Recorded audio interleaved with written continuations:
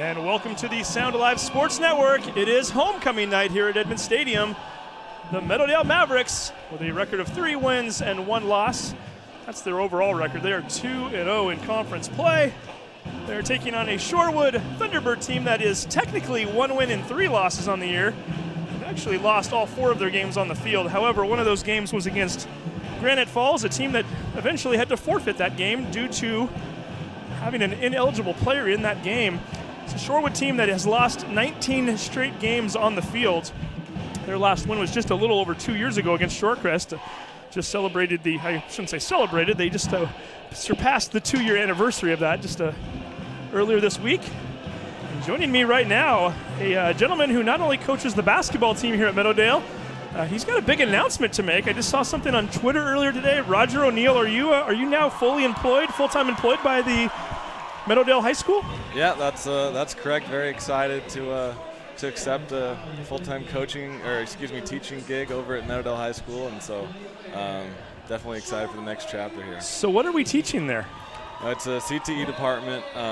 It's career and tech education, right? So there'll be all sorts of business-related classes such as accounting and Microsoft Office and other things like that. So. Very cool. And you are an alum of Meadowdale, and it's homecoming night. Always a special night to come back here on homecoming when you've graduated from the school, right? Yeah, a special night at homecoming for all the students and all the fans and all the community members. So looking for another great performance by the Mavs to keep this thing rolling. And one of the things we like to do on homecoming night often is to interview the homecoming king and queen. We're not going to be interviewing the homecoming king during the game tonight. We did get him 7 days ago. He was our player of the game. That would be the tight end, Zach Plummer. So he will be a little bit preoccupied out on the field. Brooke Hoppy, she's the homecoming queen. And during the first quarter, we've asked Brooke to come up here.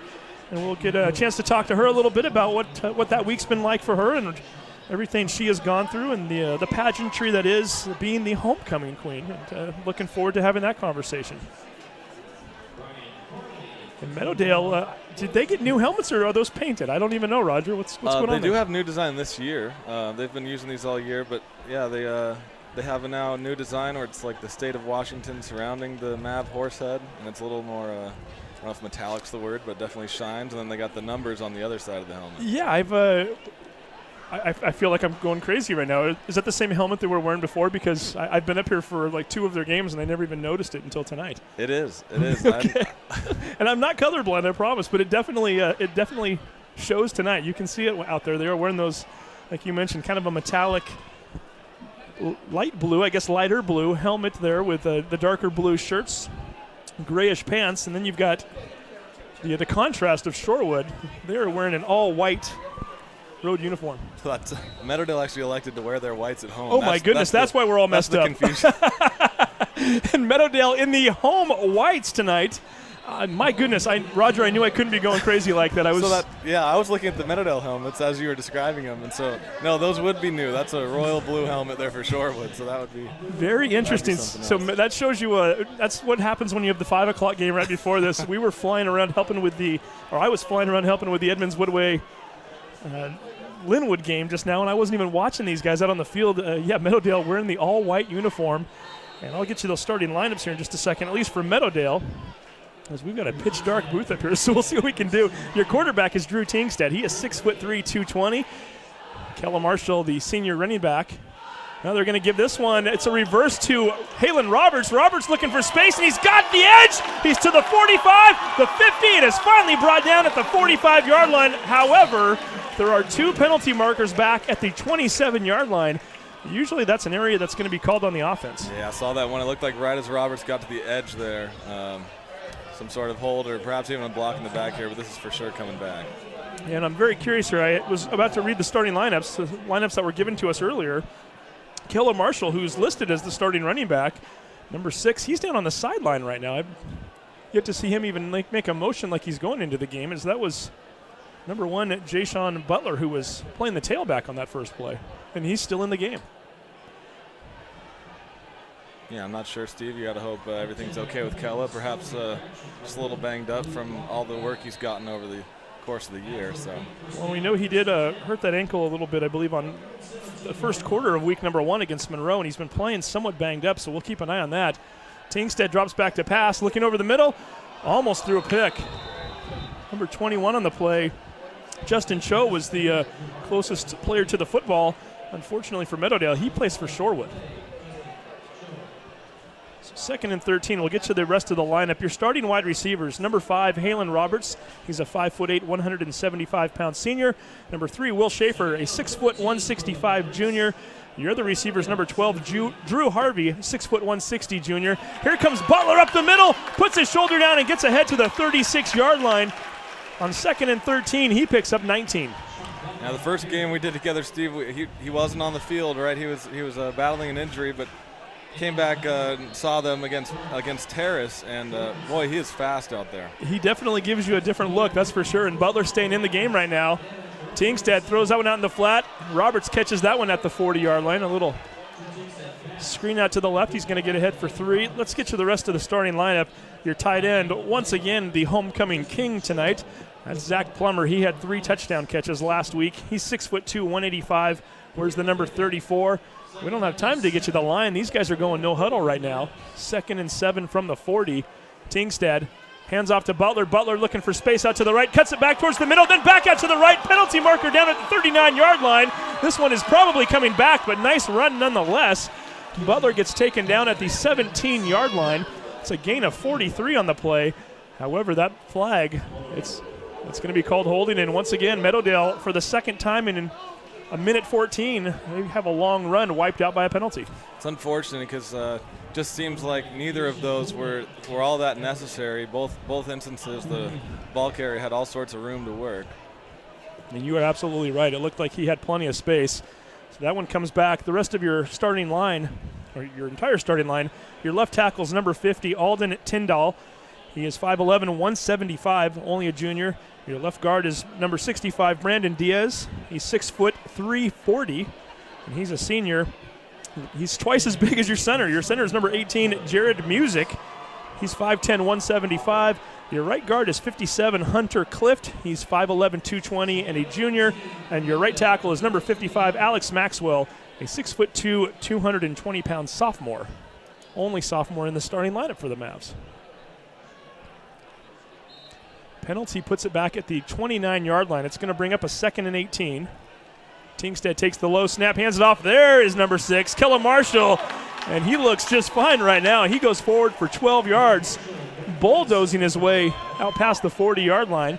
We'll bring up around a 3rd and 6, maybe a 3rd and 7 for the Mavericks. Good to see him out on the field because we weren't sure what was the issue, but he looks plenty healthy right there on that rush. So we will continue to watch him, but certainly he didn't look like he was ailing at all, and he's running right again. Needs to get to the 47 for the first. Forward progress might take him out around the 45. And Coach Matt Leonard is going to have a decision to make here, 4th and short in his own territory.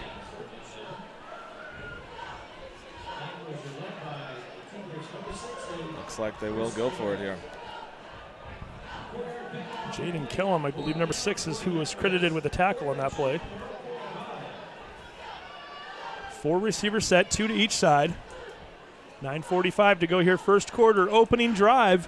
Homecoming 2016 for Meadowdale. Here's the snap, Marshall with the carry. Marshall with the shoulder down, gets ahead for the first down. Marshall with a nice second effort there after contact. Picks up 4 and moves the chains. Like that early setting the tone. Going for it there on 4th down, trusting that you're going to execute and get that done and see if they can continue this drive here. Another Mavericks first down. We're more than 2.5 minutes into the game, and Meadowdale yet to even cross the midfield mark. They're eating up a lot of clock here early. Marshall, once again, right up the middle.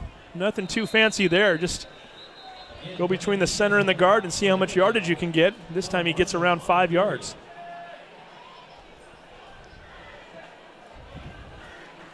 We'll get you some of these Shorewood starters in a moment here as well. We're going to call it a 2nd and 5. Marshall continues to line up behind Tingstead. And this time Tingstead's going to drop back to pass. He finds Plummer, who throws it just a little bit short at his feet. That will bring up a 3rd and 5. Let's get you some of these defensive players in here now for the Thunderbirds. Your defensive end are number 50, Chase Crowell, and number 23, Devin Diaz. Your defensive tackles, number 60, Chris Flores, and number 58, Troy Beach. Outside linebackers, number 6, Jaden Kellum, and number 34, Rocky Williams. Your other linebacker is number 3, Alex Solomon. Your corners are number 21, Justin Cho, and number 80, Matthew Bangsberg. Your free safety is number 1, Alex Yee, and your strong safety is number 25, Jorik Thorkildsen. Here comes Butler one more time. Butler finding some open space, cuts it back into the middle, gets his way down to the 23, still fighting forward. He fumbles the football. It's picked up. By the way, there's a flag at the 36, and we've got a lineman taking it into the end zone. If it stands, it's a touchdown. That's John Enger, the 6'2", 225 junior, a lineman's dream. But once again, there's a flag at the 36-yard line.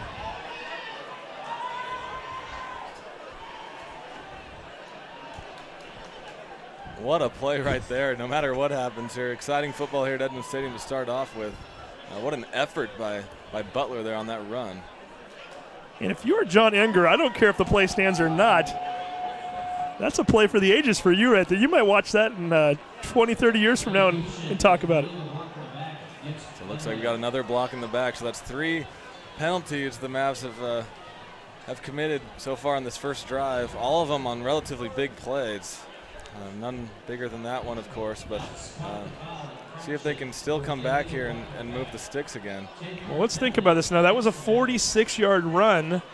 We had about a 35-yard run for Roberts that was called back, and Butler, I think, had close to 30 yards. That's more than 100 yards of rushing right now on the first drive that's been called back, and then compound it with 15 yards of penalty or 10 yards of penalties on each one, and boy, you're getting quite the workout with not a lot to show for it. 3rd and 2 is the call. It was a spot foul. They're going to pitch it to Marshall. Marshall looking for room at the left, looking for the sideline, stays on his feet.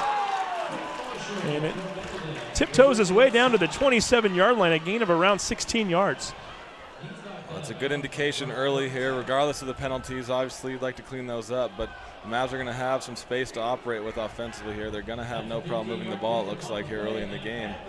Clean up those penalties, and some points will be on the board here. And you start to look along in the trenches there, and it definitely looks like there's a size advantage. You can just see that Meadowdale looks bigger than Shorewood. And Meadowdale's not a huge line themselves in certain places. Marshall this time going out to the right, off of the right tackle, cuts it back in towards the middle a little bit and gets ahead to the 21, 22-yard line. Call it a gain of 6. You're absolutely right in terms of the size discrepancy in the trenches, and just looking at the number of bodies on the Meadowdale sideline compared to the Shorewood one, there's certainly going to be some depth advantage in this game as well. Just a little more than 4 minutes into the first quarter right now. 2nd and 4. Tingstead, he's going to pass this time, looking to his left, throwing a little bit high off the fingertips of Roberts. Falls incomplete. That will bring up a 3rd and 4.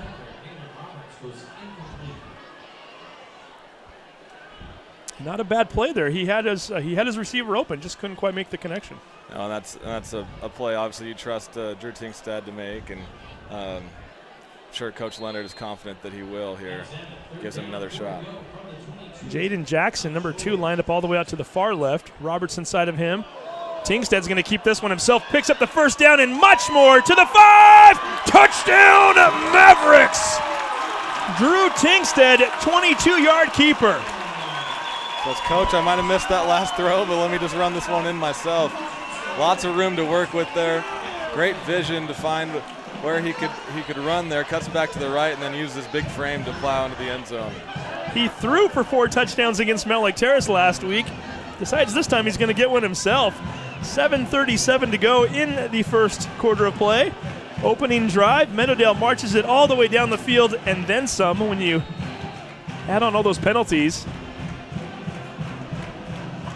And we've got Carlos Abadin to kick the extra point. It is up, and it is good. 7:37 to go here in the first. It is homecoming night, and the Mavericks are celebrating early, 7-0. You are watching the Sound Alive Sports Network.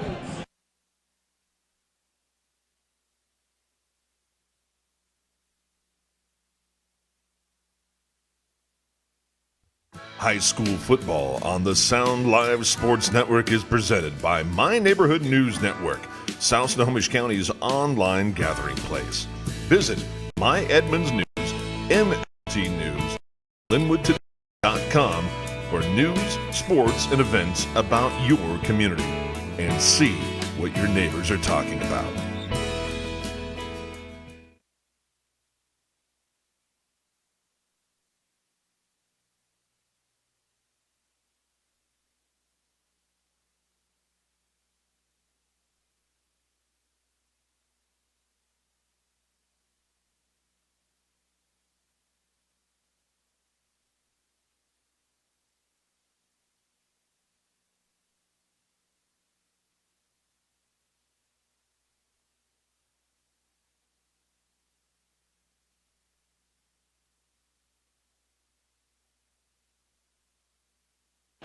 And welcome back to the Sound Live Sports Network. We are almost 4.5 minutes into this game. Meadowdale striking first. Drew Kingstead with a 22-yard touchdown run. Abad with the kickoff. Picked up at the 20-yard line and dragged down at the 30. That was number 23, Devin Diaz, on the return. And I was just talking to you over the break, Roger. We're trying to decide if we should give Husky scores on the air, because I figure if people are watching this game tonight, I suppose there's a chance there could be spoiler alerts, and I figure if they want to badly enough, if they're sitting at home, they might have the TV and the computer on, so we probably won't say anything, but it's something I know you and I will definitely be keeping an eye on. I'll certainly be looking at my phone here, and if something exciting happens, I can't promise that I won't blurt something out. Well, you could be getting excited over baseball scores too. There's plenty of that to go around tonight. Very good point. I know the Orioles won earlier, so I was a little disappointed in that. But the last time I checked, the Blue Jays were losing to the Red Sox. That's right. David Ortiz put the Sox up by 2, and the M's are still winning right now 5-0 over the A's. So the M's could be within one of the Reds or the Blue Jays. Blue Jays. Is that game a final, by the way, or was it still going on? Do you know? We can talk about that, right? The Sox-Jays game? Yeah, we're going to figure out if the Mariners can get within one. That's a final, 5-3 Red Sox. So the Mariners, if they win, are one game within the Blue Jays, and then I think Detroit was winning fairly handily earlier, so they might still stay one game ahead of the Mariners. But, boy, what a weekend. It's exciting time to be a Seattle sports fan for sure. You got obviously the Husky game tonight, one of the biggest ones the last 15 years for sure, and the M's trying to make a late push, and of course the Mavs here. So the Mavs, you got the Seahawks too on Sunday, so it's everything going on. It's definitely a fun time to be in the 206. That ball snapped a little high. That's Kellum, the quarterback. And Shorewood's an interesting team. We broadcasted their game here a couple weeks ago against Linwood. When you look on their roster sheet, you will notice that there is not one player that is listed at the position of quarterback. They play a lot of running backs, and I think they tend to kind of rotate them in a little bit. Sometimes they'll direct snap to number 3, Alex Solomon. Sometimes it'll be direct snap to Kellum. They mix it up a lot. It's a interesting strategy, but you know what? You got to find ways to move the ball however you can. So I suppose And this is a nightmare's dream, by the way, a dark blue number on a blue jersey. So we'll try to do our best to keep you informed as to who's carrying the ball tonight. Did see that one. That was number 25, Jorak Thorkildsen. As a coach, I can tell you, I promise when you're looking at jerseys online, those look really sweet on the computer screen. But I think there should be a rule or something, because it is tough up here from this perspective. Those look like just blue blurs on the back. But see, you coach basketball, so most of us, when we're calling your games, we're sitting right down on the floor, so it's not so bad. Right. It's the football thing when you're further away and you're up in the bleachers and you're up in the press box like we are. That's when it becomes a little difficult, especially some of us with these older eyes anyway, but we'll do our best to keep you posted as to who's who, and we do have binoculars. We're going to do an end around right here, and that's number 23 on the carry. Devin Diaz, he's going to pick up. Really didn't pick up anything. That's going to bring up 4th and 10. Nice pursuit there by Jackson Fultz, coming around the outside to bring the ball carrier down.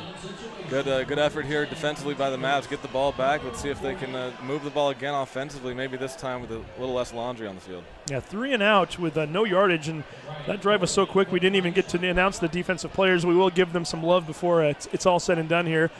We have to wait there. Butler botches the punt return, goes and picks it up, uses his speed to get to the sideline. He's got some room. Cuts back at the 30. He's still on his feet. We got a penalty flag down at the 25. Butler's going to take it into the end zone. I'm going to assume this one's coming back, but regardless, a great return. And then there's a very late flag at the 5-yard line, and I think one of the Meadowdale players might get called for a personal foul on that, as Diaz was leveled after Butler was in the end zone. So we've got laundry all over the field right now. That's been the story so far. Big time plays for the Mavs. And just a couple of penalties here and there that have really been costly. But how about Butler there? He botches the punt, but he remains focused. He gets his eyes up there, and then he goes and makes up for it in a big way. It's one of those plays where when you have speed, you can do things like that. I think a lot of us, if we botch that punt, we're just hoping to get back on it. In some cases, I think a player like Butler, if he fumbles it backwards far enough, in a way it's kind of strange, but he creates even more space for himself to work with, and if he gets those legs going, he's dangerous. We get a personal foul against Meadowdale, and I didn't see the first flag. There was a block in the back and a personal foul, and looks like there's a discussion here on the sideline. I'm not sure that the head coach of the white team is too pleased with at least one of those calls, and I'll take his word for it, because I know that he has a great deal of pride in his team, being disciplined and not committing penalties. So that's probably a surprise to him. He must not quite agree with at least one of those out there. He definitely did not, and I'm assuming it's the clip, because if that play had not happened, or if the clip had not happened, personal foul would not have negated the touchdown. It would have stood. So I would think that he's very upset about the clipping call, nonetheless. So, and I know Matt Leonard. He's the kind of guy.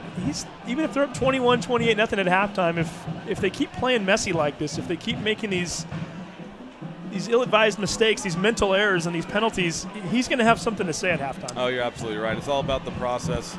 From a coach's perspective, and I know that you subscribe to that as well, you need to make sure that you're building these habits regardless of what the scoreboard says, so that you can be ready to be successful when it really counts. Tingstead has to pick that one off of his shoe tips. He's going to give it to Marshall. Marshall up the middle with a lot of space and a lot of muscle into the end zone. Touchdown, Mavericks. Worth noting that there are no flags on the field on this one. This one a stand. Big time run by Marshall, using his speed, using his power. A couple would-be tacklers there got the brunt of his shoulder, and that's 13-0 Mavs here early in the first. First touchdown took them 4 minutes and 23 seconds to score. This one only 2 minutes and 25 seconds in between the first and second touchdown. 5:12 showing on the clock. And once again, Carlos Abad in to try another PAT. The band is playing. Quite the crowd here tonight. It's homecoming night. Abad with the kick. It is up. Just inside that right upright. It is good. 14-0 Mavericks out in front here, just a little bit past the midway point of the first quarter. You are watching the Sound Live Sports Network.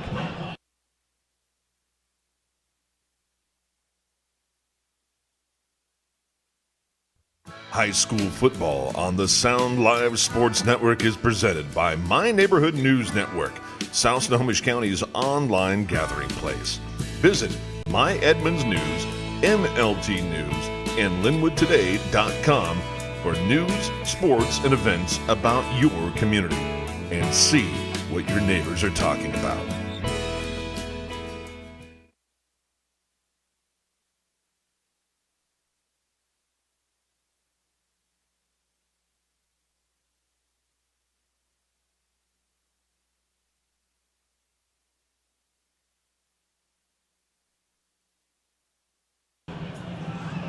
Welcome back to Edmonds Stadium. 5:12 showing in the first quarter. It is all the team in white, the hometown team in white, the Meadowdale Mavericks. They lead early here, 14-0. If you're just tuning in, Drew Tingstead, your quarterback, had a 22-yard keeper after a long first drive. Put the team up 7-0. Held Shorewood to a quick 3-and-out. And then on the ensuing drive, Kella Marshall, one play, 32 yards up the middle, touchdown Mavs. That's where we stand right now. They kick that in Diaz's direction again. He fields it at the 20. Jackson Fultz grabs a hold of him. He's holding on while a couple of his teammates come over to join. Will Maloney, one of them. And Diaz is brought down at the 25-yard line. Shorewood's first drive, as we noted, 3 plays, no yards. Great stand by the Meadowdale defense. See if they can keep that momentum going here on Shorewood's second possession. Jackson looking for a big defensive stand here once again. They've got one shutout already this year. That was a 30-0 victory over Redmond. Came close to a shutout last week against Mount Lake Terrace. One major hiccup to start the third quarter on an 81-yard run. Other than that, they pretty much held Terrace in check all night. This is Kellum with a run up the middle. He might have picked up a yard on the play. And let's read you the defensive players here for your Meadowdale Mavericks. Your starting defensive line, your number 9, Jackson Fultz, is a defensive end. He's 6'1", 195, and a junior. You've got the sophomore, 6'2", 220, Alex Maxwell. He also wears the number 55. Your defensive tackles, number 54, Levi Kowalski. He's 6'3", 250, and a senior. Your nose tackle, number 15, Jeremiah Koo, 6', 230, and a junior. Kellum's going to take the direct snap, hands it to Diaz. Diaz trying to find some room off of the left guard, cuts it back towards the 30. We'll give him a 3rd and 5 coming up. Your middle linebacker, Quentin Bourget, number 48, 6 foot, 200 senior. Weak side linebackers, number 19, Will Maloney. He's 6'2", 180, and a junior. Your strong linebacker, number 25, Matt Johnson, 6 foot, 175, and a junior. Your cornerbacks, number 5, Halen Roberts, 175. He's 5'8", and he's a senior. And the other one, number 1, Jay-Sean Butler, 5'8", 165. He's a junior. Starting safeties, strong safety, number 26, Brock Duncan. And that ball's thrown over the middle. And right around the 1st-yard marker, let's see if they give it to him. Looks like they do have enough. Looking at forward progress, I think they did in fact get it. Solomon's going to make the catch, 1st down. Your Brock Duncan is number 26. He is your strong safety, 6 foot, 185 senior. And your free safety, number 3, Will Schaefer, 6 foot, 165 junior. Needed 5 yards. He picked up 6. Shorewood moving the chains for the first time tonight. Diaz is going to keep that ball, or he's going to get the handoff to the left, rather. Gets upended at the 41 after a gain of 5.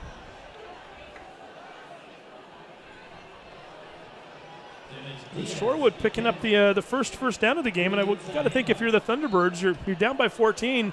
You need a little momentum. You need a little bit of a positive affirmation that you can do something here. That's got to go a long ways in giving them some momentum here as they try to get things going. Kellum's going to take this snap. Hands it off. And he actually, his second effort, I thought he was going down at the 43. I watched a pile, and he wasn't in it, and gets ahead to the 45-yard line. No, that's right, and you're absolutely right what you're just talking about. I think this is big just for Shorewood to have the ability to move the chains now 3 times. You definitely don't want to give the ball back as easily as they did their first possession to a Mavs offense that has had no problem moving the ball here so far. They actually spotted at the 46, just enough for the 1st down. It's number 6, Kellum, playing quarterback. As Diaz going in motion, and flags fly and whistles blow.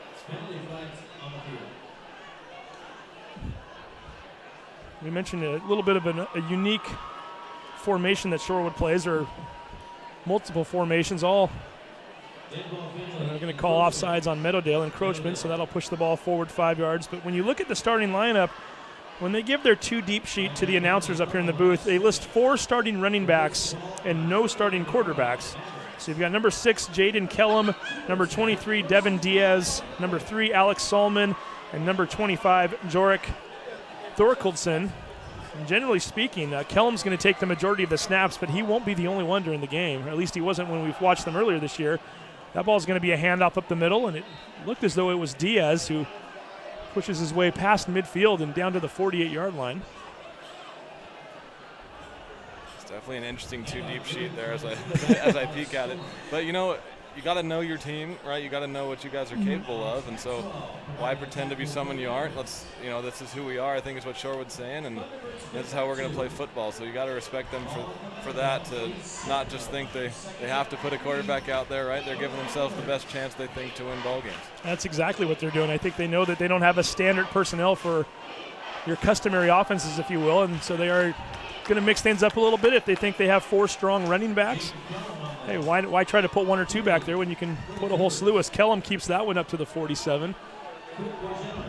We look, they do in fact list a tight end. That's number 36, Eddie Solomon. Your receivers, number 80, Matthew Bangsberg. To the offensive line here while we're waiting for them to come up to the center. Troy Beach, number 58, is listed at 1 guard. Cody Lashley, number 79, is listed at the other guard. Tress Ziegler, number 53, is your center. And then your tackles, number 55, Chase Crowell, and number 52, Zach Holber. 3rd and 4 coming up from the 48. We're down to 55 seconds to go here in the first quarter. Kellum's going to keep this one, pushes forward, very close to the 1st down marker. And we are just a few moments away. We're going to not take a break during the quarter break, so don't go anywhere. We've got a very special guest with us right now, and we'll introduce her in just a moment and talk about what her week has been like. It's homecoming week. I'll give you a clue. I'll give you another big clue. The homecoming king is out on the field right now, so it's not him, but might be somebody that's involved with the court. Let's just say that. We're down to 35 seconds to go here in the quarter. Shorewood picking up their third first down of this drive. Kellum hands this one off. Pushing ahead, getting inside the 40 down to the 39 is Diaz, and he picks up 5 yards. For a Meadowdale front four who's been so impressive so far this year, Shorewood is getting a good push on them right now in this drive. Look to them to step up here and stop the bleed and get off the field. We're down to 3 seconds, so this is probably the last play of the quarter, and in fact it is. And now we're going to go ahead and keep it here. Do we need to? We're going to flip a line on. We might even try to get on camera here. Roger, if I can scoot over, maybe we can even get you in here somehow. Sure. Oh, there we go. There we go. Now that I can't call you Roger now, I have to call you Mr. O'Neill because as of today you just became a teacher at Meadowdale. That's right. And you're also taller than us, so I have to kind of move the camera back there a little bit. I can slouch. There we go. There is Brooke Hoppy. Brooke, how are you?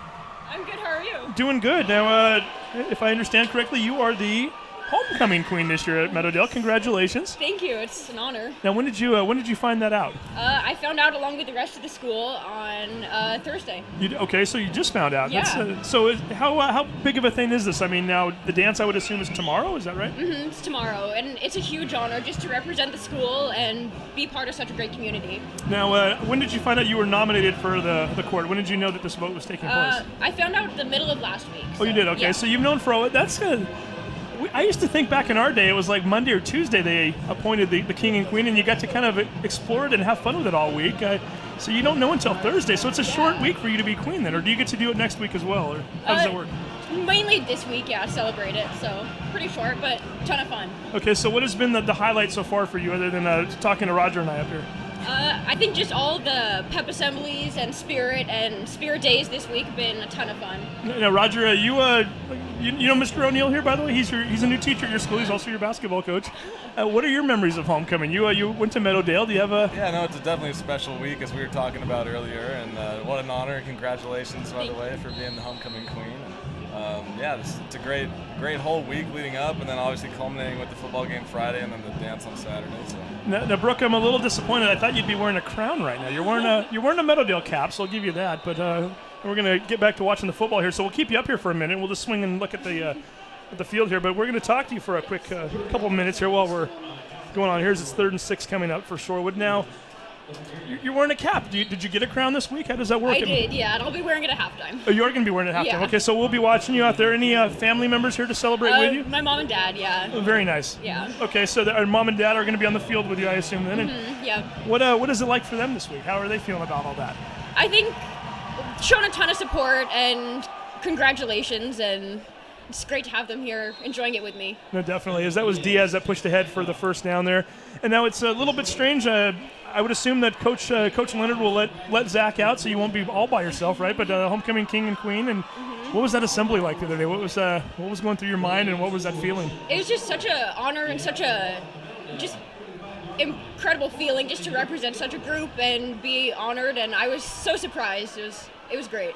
Very nice. So I don't want to keep you up here too long because this is a big night for you. I do appreciate you coming up. We'll keep you up here for just one more play as Kellum's going to try to run and doesn't find much room. It's 4th and 1, by the way, and he gets stopped. So Meadowdale continuing to celebrate homecoming night, not only with Brooke up here, but down on the field. Brooke, I would think that in 10 minutes and 43 seconds, it's going to be one of the biggest moments of your life. Have you started thinking a little bit about what halftime is like tonight and what that means to you? A little bit, yeah. Looking forward to just getting up there and hanging out with the class. Absolutely. Fun. Well, Yeah. hey, go enjoy this moment. Cherish every single moment of it. It's a once-in-a-lifetime experience, and thank you for coming up here. Thank you. I really appreciate Appreciate it. Thank you. Congratulations. Thank you. So we'll take that back from Brooke. We'll let her go back down, and we will talk to her later on here. And so we've got Meadowdale with the football coming up here. 10:43 to go. Big time stop there. As we saw, that was a long drive for Shorewood, but Meadowdale didn't give up a whole bunch of yardage. A couple first downs there, but they're able to get off the field and get the ball back in Drew Tinkstead and company's hands. So we will see what happens here. Tinkstead back out on the field, hands that one off to Marshall, dances around, picks up 2, actually fights his way for 2 yards.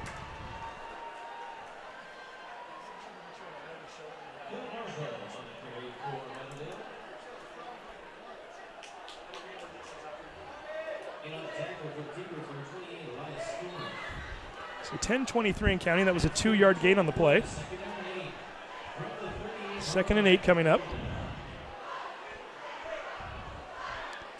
4 receiver set, 2 to each side. Tingstead fakes the throw. He's got a wide open Schaefer breaking down into the open at the 30. He's got nothing but green in front of him. Touchdown, Mavericks! What a throw. What a play design here. We had a receiver coming over the middle that brought the safety up, and no one accounts for Will Schaefer. Sure-handed receiver for the Mavs. Drew Tingstead puts it right in his hand, and there's no way he's dropping that one. Huge play for the Mavs, breaking this thing wide open. 68-yard touchdown, 20-0, and we still have 10:03 to go here in the second quarter. That's one of those plays that has got to be a nightmare almost for receivers at times. You look up, and you've got nobody around you. All you have to do is catch the ball, and it's almost more pressure than if you have 3 guys draped all over you. I mean, it's a play you want to see, though, if you're a receiver at the same time, because you know you've got a very good chance of scoring, and that's what Schaefer does. No doubt, and as a coach, it's a sign that they executed that perfectly to get that look, and I think you're right. That actually does add a little bit of pressure when you know that you're all alone.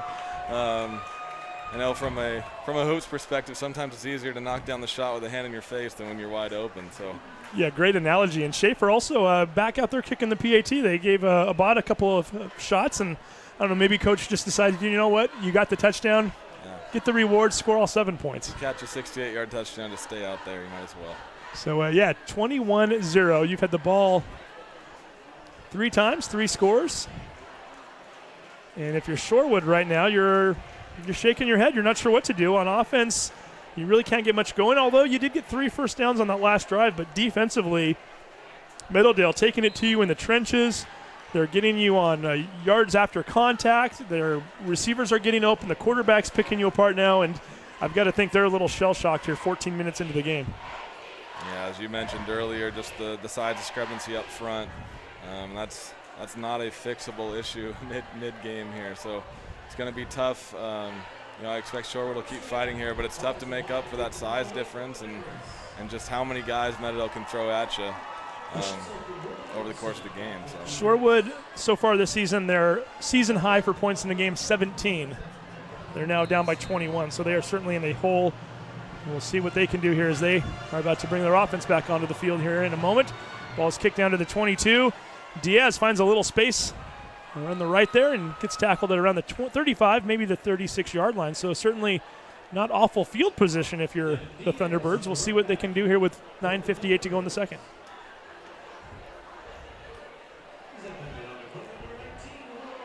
Maybe the road white home uniforms.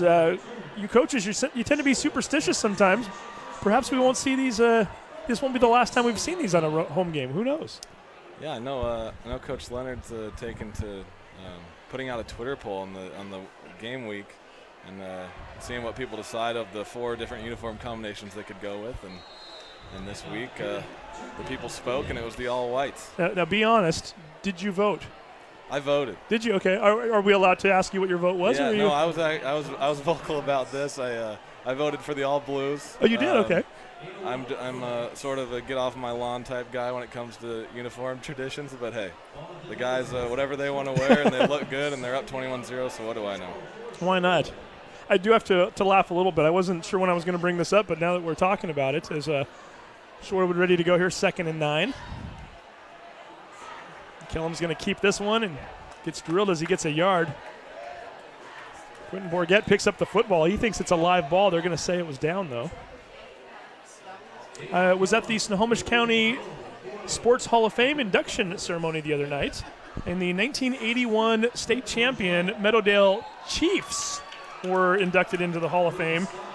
And they were very vocal about the fact that they're not Mavericks, they're Chiefs. So they, I guess if you're old school, whether it be your team name or maybe it was a uniform you wore back in the day, you always kind of feel there's an allegiance to something that's from your era. But certainly they were there. And good to see those ladies get their recognition that they deserved, as Kellum's going to throw this one into the flat and taken down right away. That's number 19 jumping in there. That's Will Maloney, and making sure that the receiver's not going anywhere. Definitely understand their perspective as well. I had 2 older siblings that attended Meadowdale in the Chief era. And so I know that when I reach out to alumni and stuff like that in the basketball Meadowdale community, I'm very conscious of mentioning the Chiefs and the Mavs in any sort of communication. So. Hey, no matter how you look at it, it's Meadowdale, right? And certainly those ladies very happy that they were able to get that induction and winning the state championship back in the day.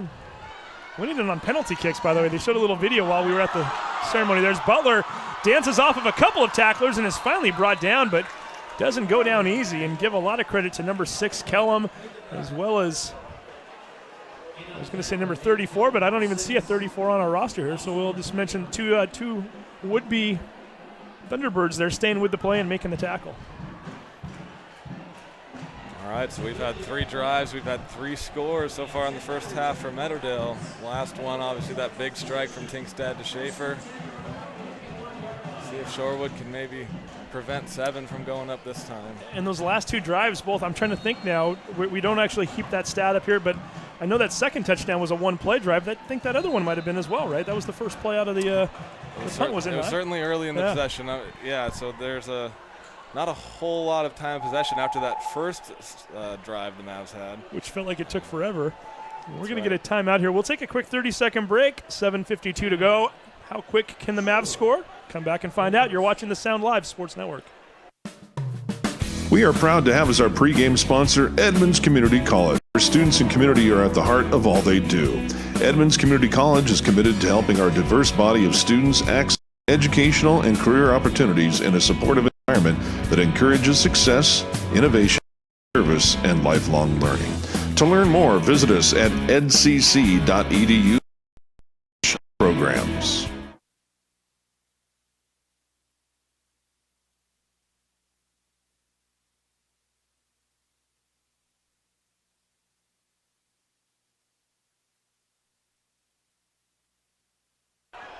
And welcome back to the Sound Live Sports Network. 7:52 to go here in the second quarter.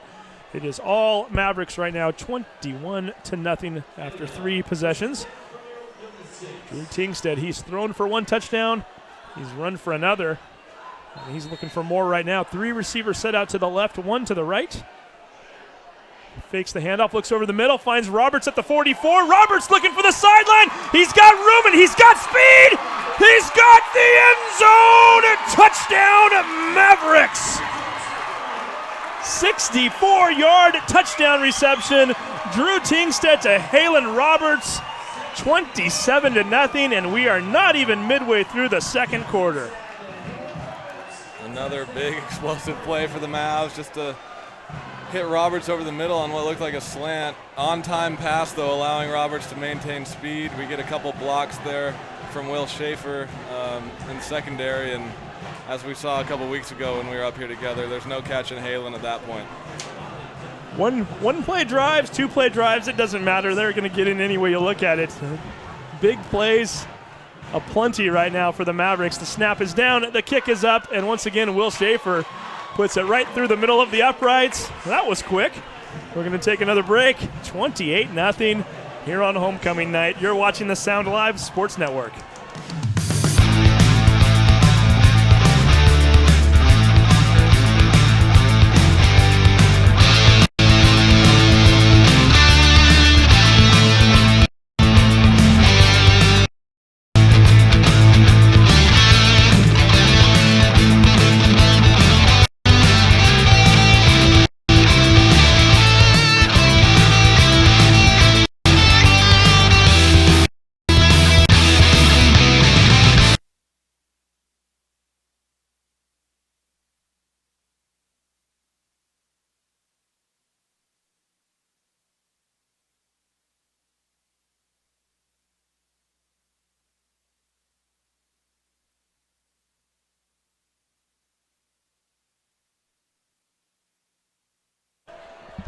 And welcome back to the Sound Alive Sports Network.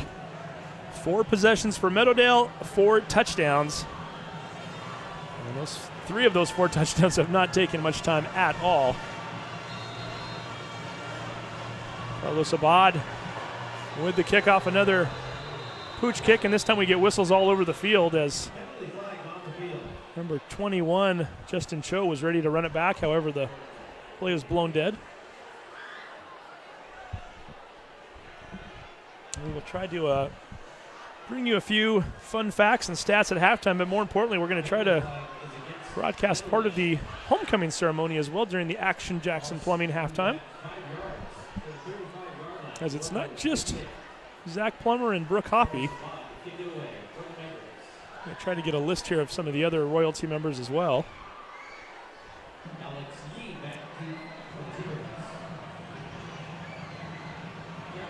Abad with a hand in the air. He is just about ready to go.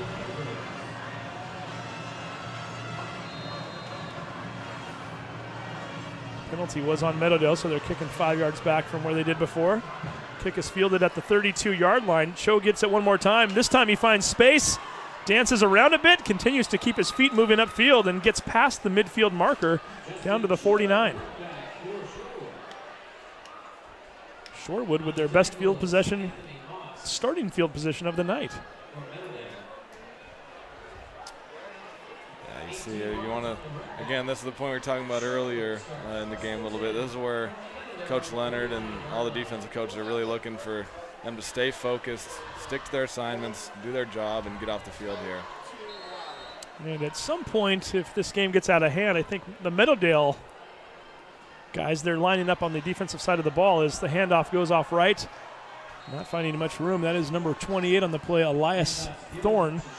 At some point when you are a defensive player, no matter if it's a 42-point game or a 49-point game, you take a great deal of pride in putting that 0 on the scoreboard. And I've got to think that those guys, no matter what the score is tonight, they're going to be keeping their eye on the right side of that scoreboard out there. I'm sure even if they start to substitute guys, it means something for them to pitch a shutout. That's a great point. They were really excited after that Redmond game, and then probably felt like they wanted it in the Terrace game, so this could be a good another opportunity.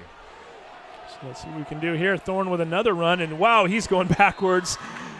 We've got a few different guys there as Jeremiah Koo was in on there. Bourget was in there. Like number 55, Alex Maxwell, also in on the tackle. It's going to bring up a 3rd and 8. Now, looking at the Meadowdale schedule, too, you've got a big game coming up next week against a Linwood team that, if you didn't hear already tonight, Linwood leading Edmonds Woodway 12-3 at halftime. Edmonds Woodway comes back to defeat them 21-18. It's a Linwood team that I think had aspirations and still does of winning a conference championship this year. They're going to be very angry. And speaking of angry, coming in with a lot of authority is number 25, Matt Johnson. He picks up his first sack of the night. It's going to bring up 4th and long for the T-Birds. Oh, he explodes right off the edge there, and whoever it was that was playing quarterback on that snap for the Thunderbirds didn't have any chance there. Matt was on him before he knew it happened. Well, you know who's playing quarterback? There was Jaden Kellum, and the reason I can tell is because Kellum is one of the blockers, zip-back blockers for his punter there, and I watched him just now trying to shake that tackle off right up until the snap. He's feeling it a little bit. Butler's going to field that punt at the 21, keeps his feet in bounds, tries to cut it back out to the left, keeps his feet going down to the 29, picks up 8 on the return with 5:35 to go here in the second quarter. You mentioned that Linwood game next week. Maybe the biggest Meadowdale versus Linwood football game that's happened in quite some time, right? The Royals getting off to a huge start for their football program this year, and that big win against Snohomish last week kind of proved that they're definitely for real. And it turns out they really needed that big win against Snohomish after losing tonight against Linwood. You've really got 5 teams right now that I think are all just really bunched up and in this race. And, hey, if you start to do the math here now, Snohomish has a loss, Everett has a loss, Linwood now has a loss as Tingsted's going to pitch that one over to Marshall. A dangerous pitch at that, but he finds some room, stays on his feet, and goes down, or he's down at the 34-yard line. And assuming that Meadowdale wins tonight, and I think we can start to assume that, we're going to have 2 teams undefeated in conference play in Wesco 3A South. And guess who? It's Meadowdale, and it's Edmonds Woodway. A little bit of a rivalry there. That could be a big game coming up here in a few weeks, right? That's right. That'll make for definitely a fun night there on October 21st. Whenever the Mavs and Warriors line up, it's passionate, but then you put a conference title on the line on top of it, perhaps, and it'll be a fun night at Edmonds Stadium. Marshall getting the carry, and we should point out we don't want to look too far ahead because I think Linwood still. Oh, and Marshall fumbles it late in the play. They're going to whistle it, and guess who? Number 72. That's John Inger once again trying to jump on that football.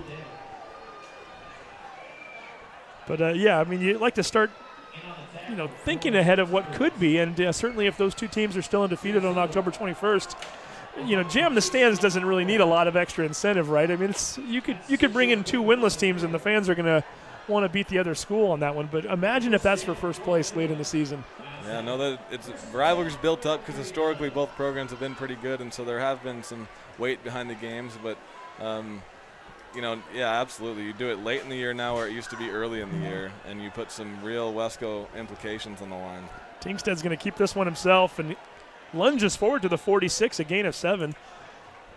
Now, as a coach, I mean, obviously it's a little different in basketball. With you play I guess up until this year you were playing everybody twice in your division. But if you're in this situation, would you rather play your rival late, or would you rather get it out of the way early and be able to kind of take some of the focus off of it? Where would you stand on that? Yeah, you're right. We do both in hoops still, actually. We'll play Woodway once in a non-conference game before the league starts. But there's certainly ways to look at it from both perspectives. But I think generally you always expect that your team's to be playing their best ball at the end of the season. So you'd want the big game at the end of the season for sure. But you got to be ready anytime you go up against a crosstown rival. So. Definitely. Schaefer catches a quick strike out on the flat there, and he gets ahead forward for 7 yards. And once again, Meadowdale picks up yet another first down with 4:14 to go here in the half. 28-0. 4 different Mavericks finding the end zone so far tonight. We're going to see if they can maybe get themselves a 5th score here in a little bit. Looking downfield, wide open. There's Drew Harvey. This might be it. To the 5, a touchdown Mavericks. As if on cue. 48-yard catch there for Drew Harvey. You mentioned 4 Mavericks had been in the end zone, 4 different ones. We got 5 now. We just added one. Drew Harvey, another play design that left a wide receiver wide open there up the sideline. Another great ball by Tingstad. Credit Harvey again, being that man on the island, no one around him, and able to still focus, haul it in, and turn out field and score for 6. We're definitely going to have to track down some Tingstad stats, because he's thrown now in this quarter a 68-yarder, a 64-yarder, and a 48-yarder. Schaefer puts the PAT up through the uprights. It is good. It is all Meadowdale Mavericks, 35-0 with 3:56 to go here in the quarter, in the half for that matter. You're watching the Sound Alive Sports Network.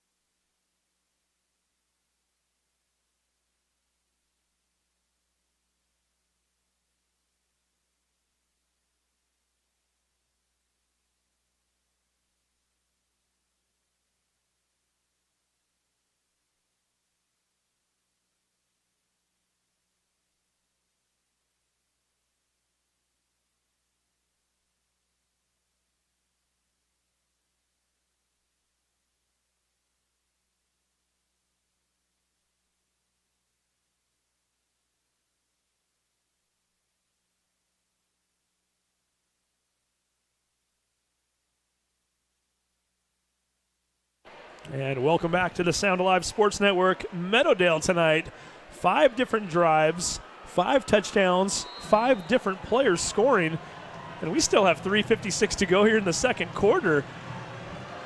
And I just noticed for the 3rd time tonight, a different kicker kicking that one off, and we're going to get to that in a minute here. As I believe that's Solomon, number 3 on the return, gets down to the 34.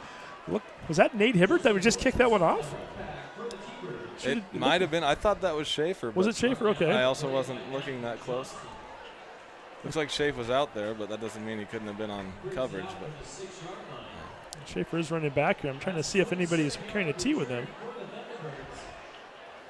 It's fun to think it might have been Hibbert, even if it wasn't. We'll find out later. We'll keep an eye on that. I have a feeling that may not be the last time we see Meadowdale kicking off a football tonight. Well, we know at the very least they'll kick off to start the 3rd quarter, because they did have the ball first. Shorewood with an extravagant line shift there before the play.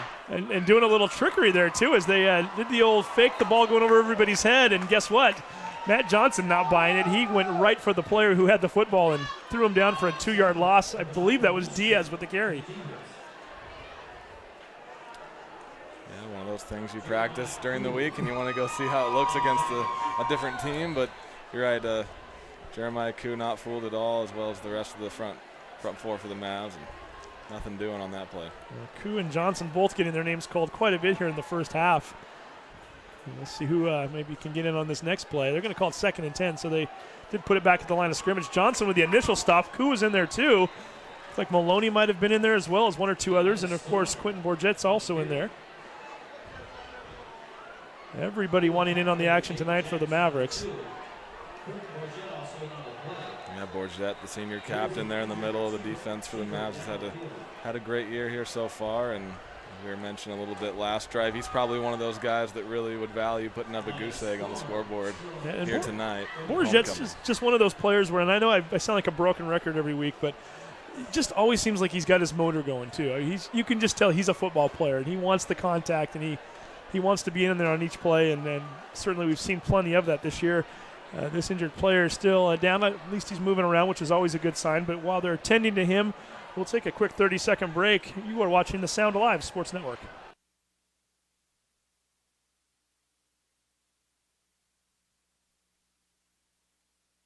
Clogged drain or other plumbing problems? Call Action Jackson Plumbing. Our service. Unclogging most internal drains for just $99 plus tax. 75601 or visit actionjacksonplumbing.com.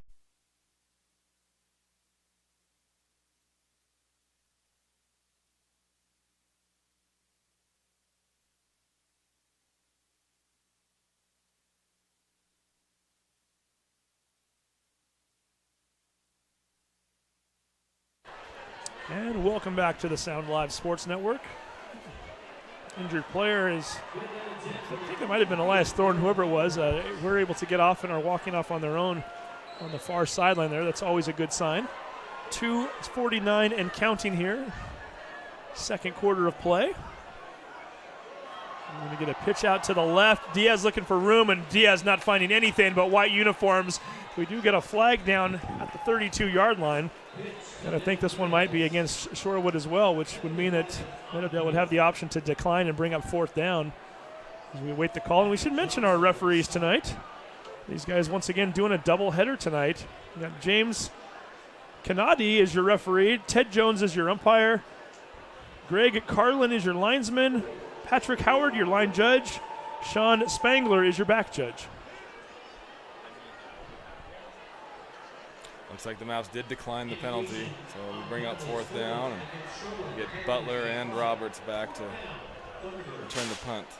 So there's 2:38 to go here in the half, and we should point out if Meadowdale were to go into the halftime with a lead of 40 points or more, that means it is a running clock the entire second half, meaning that the only time really the clock would ever stop is if there's an injury. It would just continue to run the entire duration of the game, which was put into place so that you don't get scores that need to be any more lopsided than they really would need to be, and also, for that matter, you have fewer plays and less injuries. I think that's right. When you see these lopsided scores, it's sometimes an indication of the size differential, and whereas in basketball, if you get blown out, you just get embarrassed. Out here, people can get hurt, so you never want to see that. Butler doing a nice job of pirouetting down the sideline, picks up a whole ton of yards. Fielded that one back around the 30 and takes it all the way into Shorewood territory down to the 44-yard line. And, yeah, certainly it's something that's become quite the hot topic around here, especially in Snohomish County with Archbishop Murphy, team that plays in the Cascade Conference. For the second week in a row, their opponent has elected not to even play them, forfeiting the game before it even starts. There's talk that 2 more of their opponents might be doing the same thing. So we're starting to see more and more all the time these teams that are saying, you know what, you're too big, you're too powerful, and a little bit of a different situation there in that it's a private school and they're able to go out and get players. But certainly we are seeing teams that are stepping up nowadays more than ever and going, you know what, we just don't think we have the personnel and we don't want to get our guys hurt. We're not going to play that game. It's a real touchy subject, I know, because you never want to forfeit a game, as Marshall maybe gets back to the line of scrimmage there. You never want to forfeit a game. You want to compete, but you're right. Football is different than any other sport, and people can get seriously hurt out there when there's a big size or strength gap. And the Archbishop Murphy case is very interesting because you got the private versus public aspect. You also got all these District 1 2A teams were trying to figure out a way to maybe form their own league or make sure that, I know a lot of the 1A schools in the Northwest Conference and the Cascade Conference didn't want to play Linden or Archbishop Murphy. Here comes Keller Marshall to the 30. The 25 stays on his feet, puts his shoulder down, is ahead to the 16-yard line. Picks up around 29 yards on the play.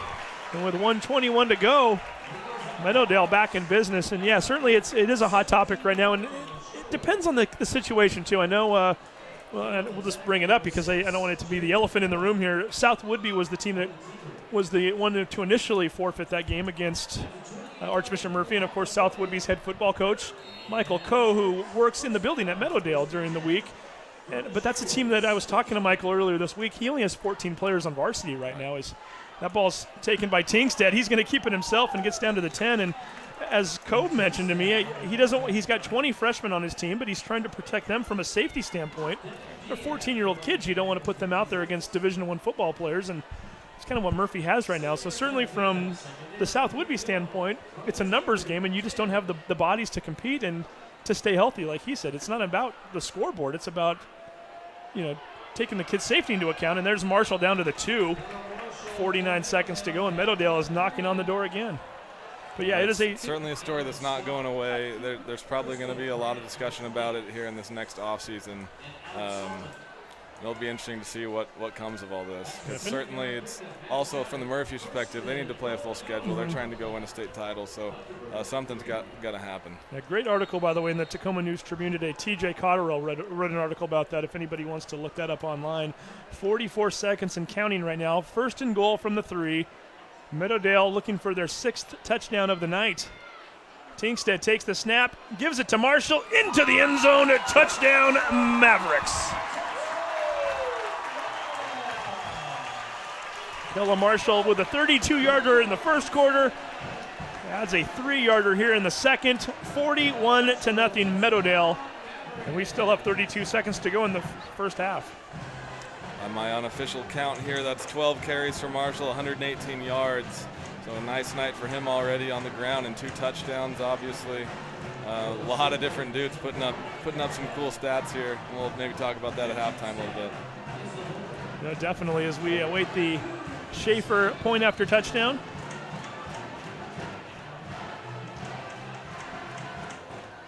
Tingstead awaits the snap. The kick is up. And the kick is good. 42-0 here on homecoming night. Speaking of which, we remind you, stick around at halftime. We will bring you some of the homecoming festivities. A night to celebrate for Meadowdale. They're getting it done on the field. You are watching the Sound Alive Sports Network. Clogged drain or other plumbing problems? Call Action Jackson Plumbing for 24-hour service. Unclogging most internal drains for just $99 plus tax. Call 425-877-5601 or visit actionjacksonplumbing.com.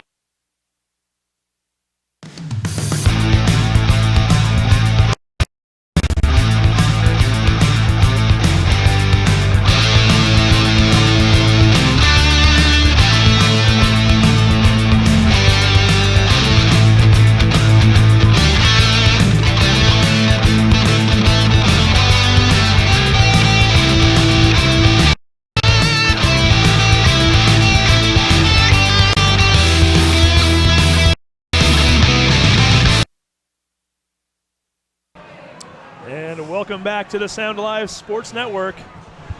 42-0. All Meadowdale right now, and kickoff fielded at the 5-yard line. Brought out to the 25 and ridden down at the 28-yard line. That was number 5, Joseph Williamson on the return. It's going to be brought down by another 5, Halen Roberts. Well, Roger, I'm sure you've probably coached games in which you've been down by a large number at halftime, and you've been up by a large number.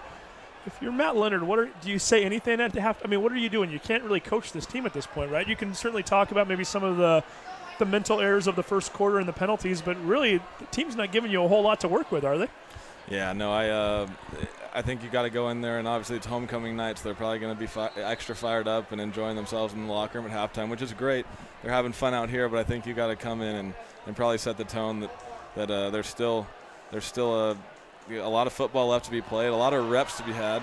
And Kellum going ahead and breaking off of a few tackles. And as soon as we say that, Roger, I think all of a sudden Coach Leonard might have something to talk to his guys about as they get a little sloppy with the tackle there at the end of that play as Kellum breaks it off and gets ahead for a gain of about 24 yards on the play.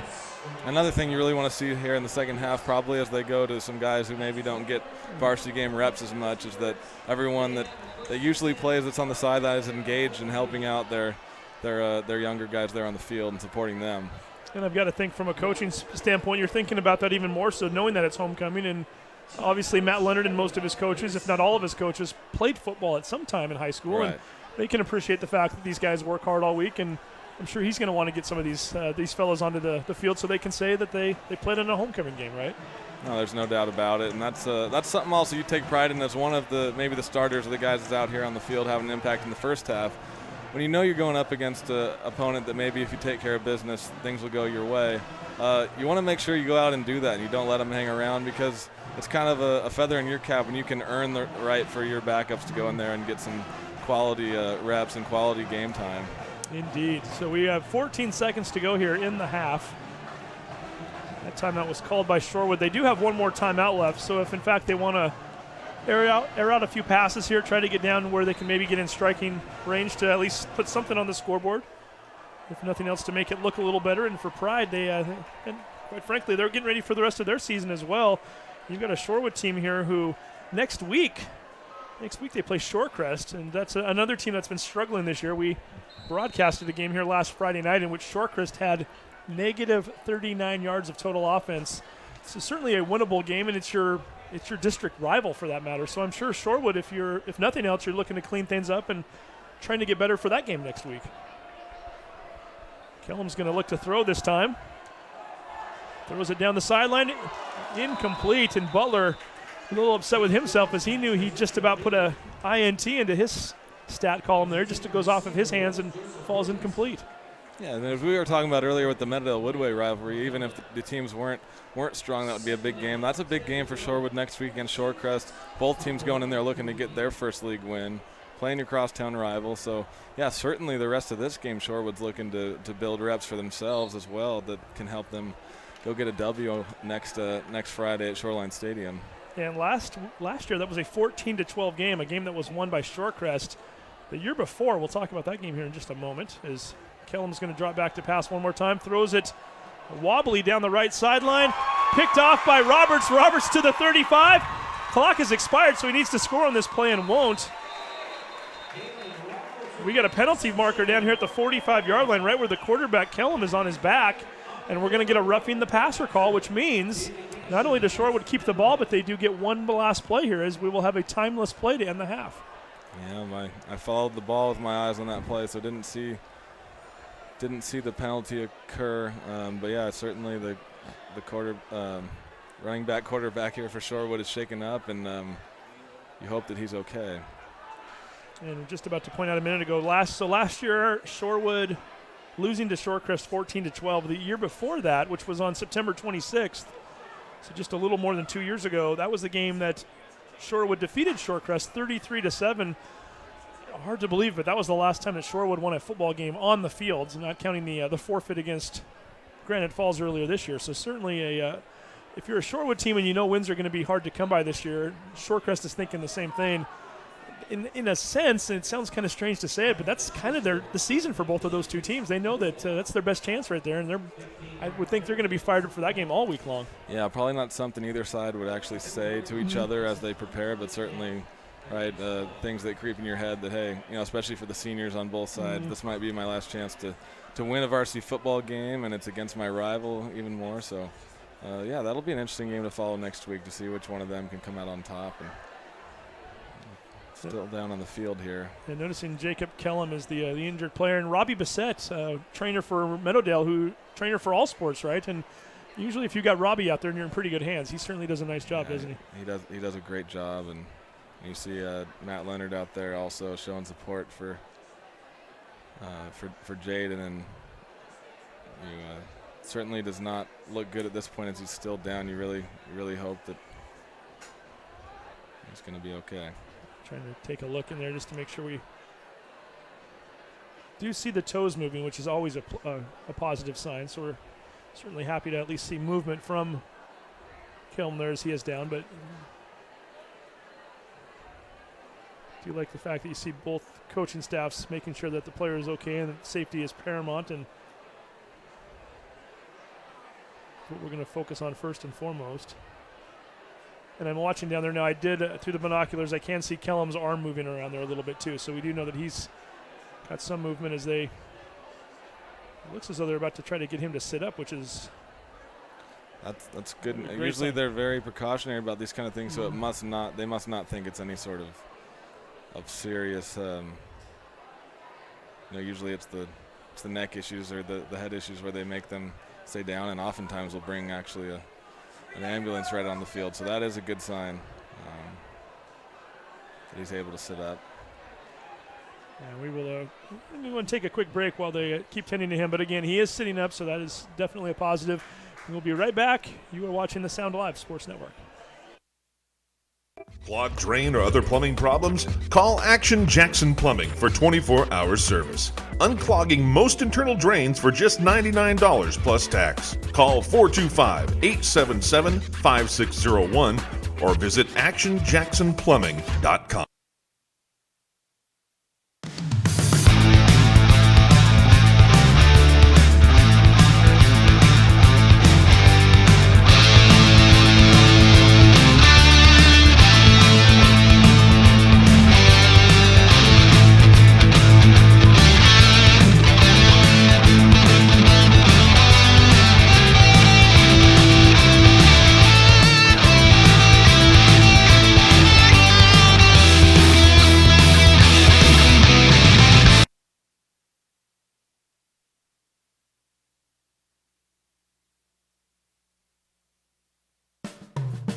We are proud to have as our pregame sponsor Edmonds Community College, where students and community are at the heart of all they do.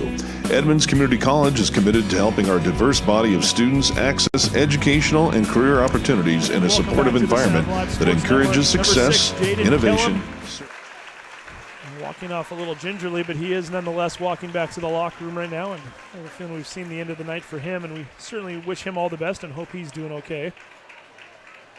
As we mentioned, one more play before the end of the half. This will be a timeless play.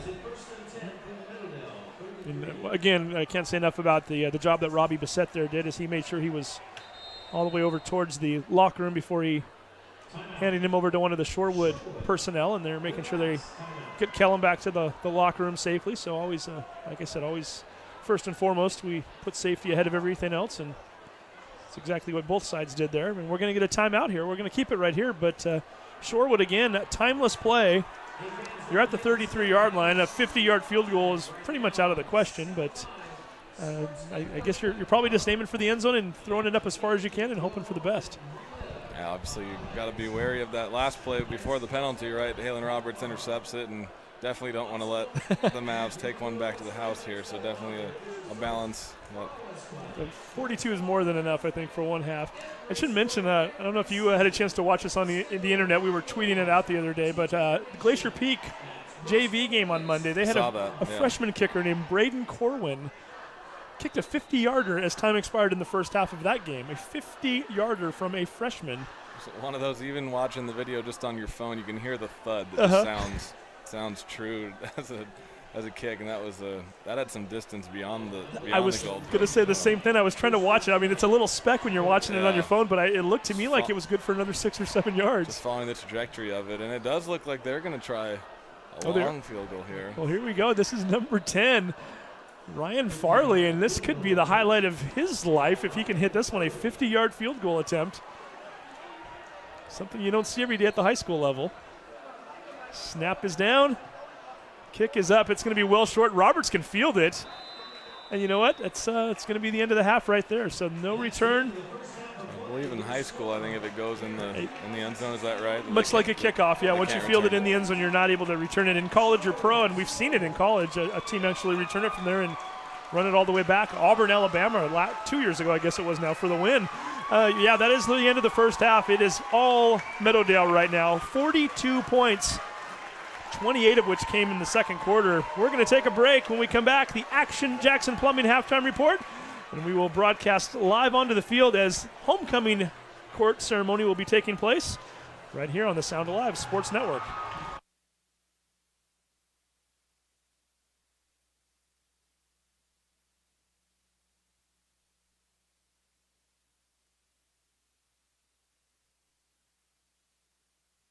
Clogged drain or other plumbing problems? Call Action Jackson Plumbing for 24-hour service. Unclogging most internal drains for just $99 plus tax. Call 425-877-5601 or visit actionjacksonplumbing.com.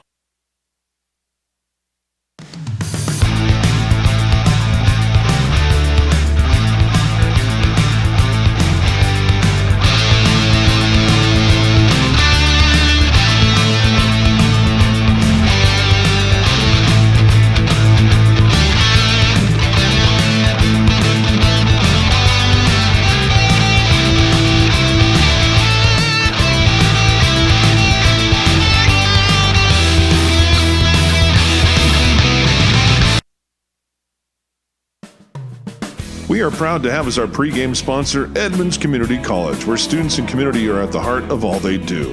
Edmonds Community College is committed to helping our diverse body of students access educational and career opportunities in a supportive environment that encourages success, innovation, service, and lifelong learning. To learn more, visit us at edcc.edu/programs. High school football on the Sound Live Sports Network is presented by My Neighborhood News Network, South Snohomish County's online gathering place. Visit My Edmonds News, MLT News, and LinwoodToday.com for news, sports, and events about your community, and see what your neighbors are talking about.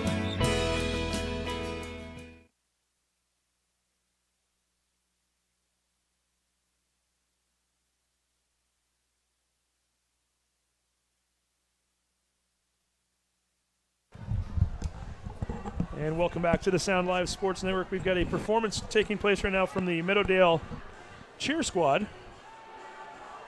And we're going to kind of show that on one camera while we talk a little bit about some of the other stats. And by the way, we were just handed a score here.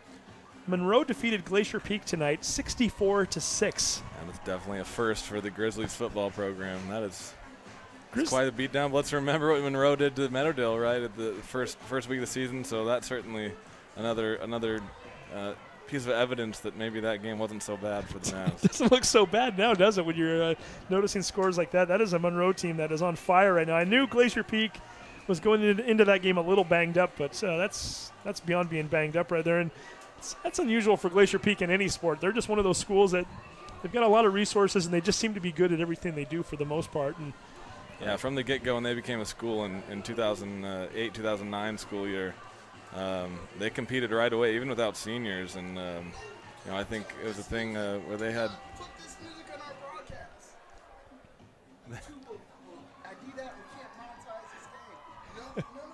Okay, we're going to take another quick break. We will be right back. You are watching the Sound Alive Sports Network.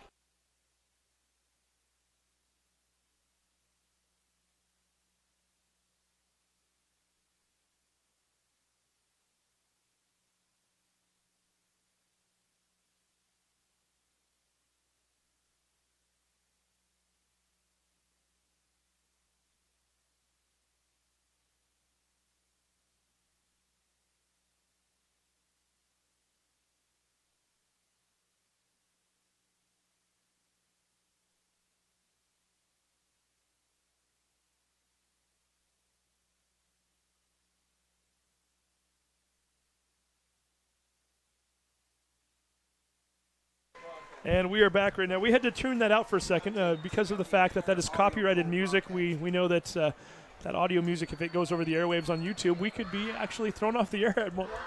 That's just strip out the audio for the whole game. So exactly. So we're going to be very careful not to make sure that music doesn't go over the airwaves. So we did in fact go to commercial, or at least hit the mute button. But I did want to give the girls their time there, so we did in fact put that back up on the screen just without the music. We're looking over there. We apparently haven't been bumped off, so I think we're okay there. But nonetheless, we're going to keep it right here. And again, as we were talking about, Glacier Peak, again, getting beat pretty good tonight. Mount Lake Terrace also defeating Shorecrest 18-0. We already mentioned Edmonds Woodaway coming from behind to defeat Linwood 21-18. And now we've got Beth Marriott, the Activities and Athletic Director at Meadowdale High School. She is not copyrighted. She's not copyrighted, okay. not to my knowledge anyway. If she is, I'm impressed.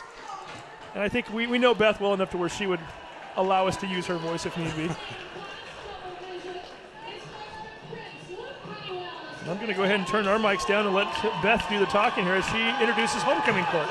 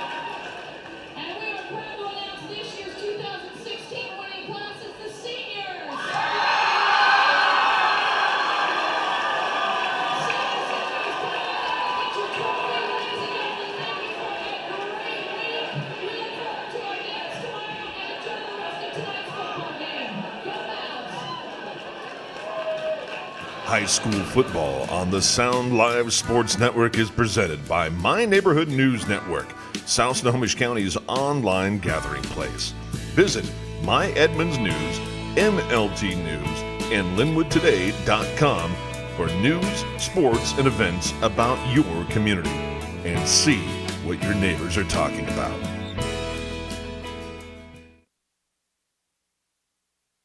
Clogged drain or other plumbing problems? Call Action Jackson Plumbing for 24-hour service. Unclogging most internal drains for just $99 plus tax. Call 425-877-5601 or visit actionjacksonplumbing.com.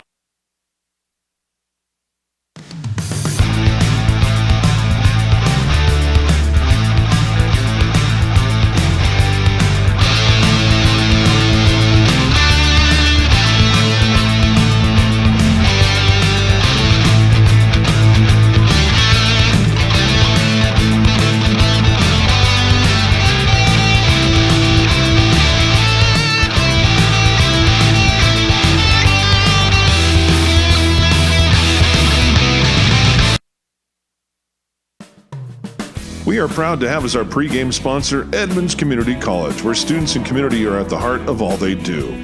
Edmonds Community College is committed to helping our diverse body of students access educational and career opportunities in a supportive environment that encourages success, innovation, service, and lifelong learning. To learn more, visit us at edcc.edu/programs.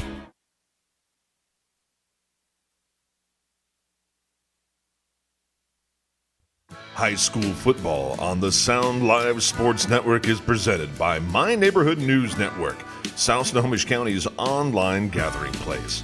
Visit My Edmonds News, MLT News, and LinwoodToday.com for news, sports, and events about your community, and see what your neighbors are talking about.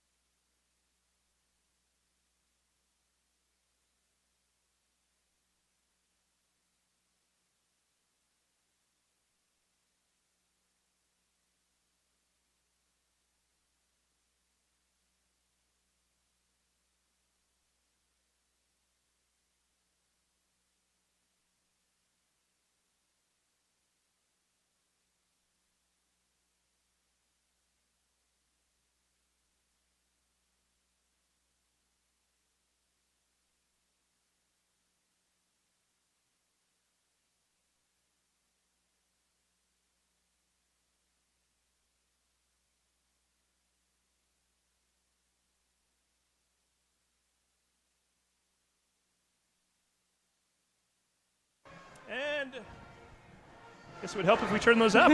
There we go. We are on with Kaya Heffernan. Did I say your name right? Yes. I better get that right. Kaya is the ASB president here at Meadowdale. Yes. And boy, Beth Marriott, the activities director. She's really cool. She thinks you're really cool. She was really. I asked Beth a few minutes ago. After the homecoming court was done, I said, I'd love to have you come on, Beth, and tell us who the homecoming court is. And she said, you know what?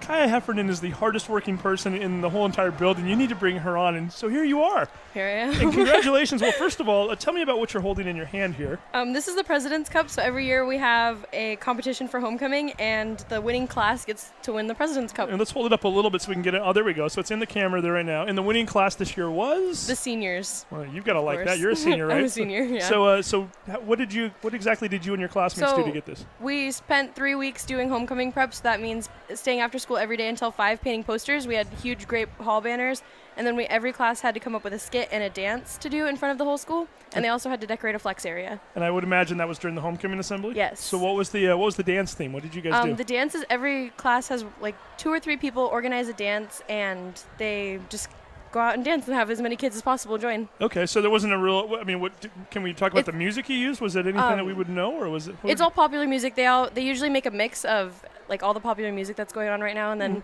every class does a different version of it. And you guys got first place. Yeah, we did the best. Nicely done. What is this? Tell me a little bit about homecoming week. This is always a special week, no matter who you are. I would think it has even extra meaning when you're a senior, right? Yeah. Every year, homecoming week involves 5 spirit days, and then on Thursday we have 2 assemblies: the coronation assembly, where we honor our royalty, and then we have our spirit assembly, where every class does the skits and the dances, and then we have our pep rally on Friday, which is a big hour-long assembly showcasing cheer, dance, hip-hop, the teachers, everyone. And then you've got the dance tomorrow night. And then we have our dance tomorrow night. Now, I've got the list in front of me here. You've got your hands full, so I'll help you out here a little bit. You've got the President's Trophy. She's not letting go of that thing. And then we already talked a little bit earlier about your homecoming king and queen, which were? Zach Plummer and Brooke Hoppy. Brooke Hoppy, there we go. And Zach, Zach plays on the football team. He's amazing. It's pretty awesome. Yeah, and he was up here last week with his 3 touchdowns, and I didn't yeah, get he to was see that. he was our player of the game after That's the game, awesome. and he hasn't scored yet tonight, but I don't know if you've noticed his teammates are scoring plenty right now. Yeah, we're doing really well. Not bad, right? Now let's talk a little bit about who else we have here. So who else was on the homecoming court for the seniors? For the seniors, we had Matthew Hagan, Mari McLaughlin, Liam Ball, who's the vice president and a very good friend of mine, and then we had. We get these names are all over the place. I know, they? I can't see all the names. We'll look We from had here. Lena Osterberg, Fiona Rand, and Tyra Grant. There we go. And then we had Quentin Bourget and Bryce Chapman. who were also in uniform, so they're Yeah, they're also on the football team, which is amazing. So they're just, everyone is really involved. So that's awesome. It's never just like random kids getting voted in. It's always the kids who are out there the most, doing the most. as well. It should be, right? They're the Yeah. ones that are earning that opportunity. Now tell me, junior prince and princess. Junior princess Ayana Jakowski they both row, so that's really cool. Oh, nice. Okay. Jack and Ayana both row, and they're really smart kids. I love them. Okay, there you go. And then your sophomores are who this year? Vanessa Mendez and Christian Reyes. Christian Reyes is also on the football team, which is pretty cool. So we have a lot of football players being honored today, which is always good. And Vanessa Mendez she plays golf, I believe. Okay, so that's we pretty got rowing, we got golf, football. We have Everybody's everyone. represented. We have right? everyone represented. ASB, it's great. And then your freshmen this year were who? Our freshman princess is Brissa Montoya, and freshman prince was Luke Honeywell, who is a freshman senator on ASB, so I know him really well. He's a really spirited guy. He's at Nice. every football game with me, all the away games too. Very nice. Pretty cool. So now the outfit you're wearing here, is this something you normally wear to the games, or is this yes, more I of wear a it to every game and every Cool.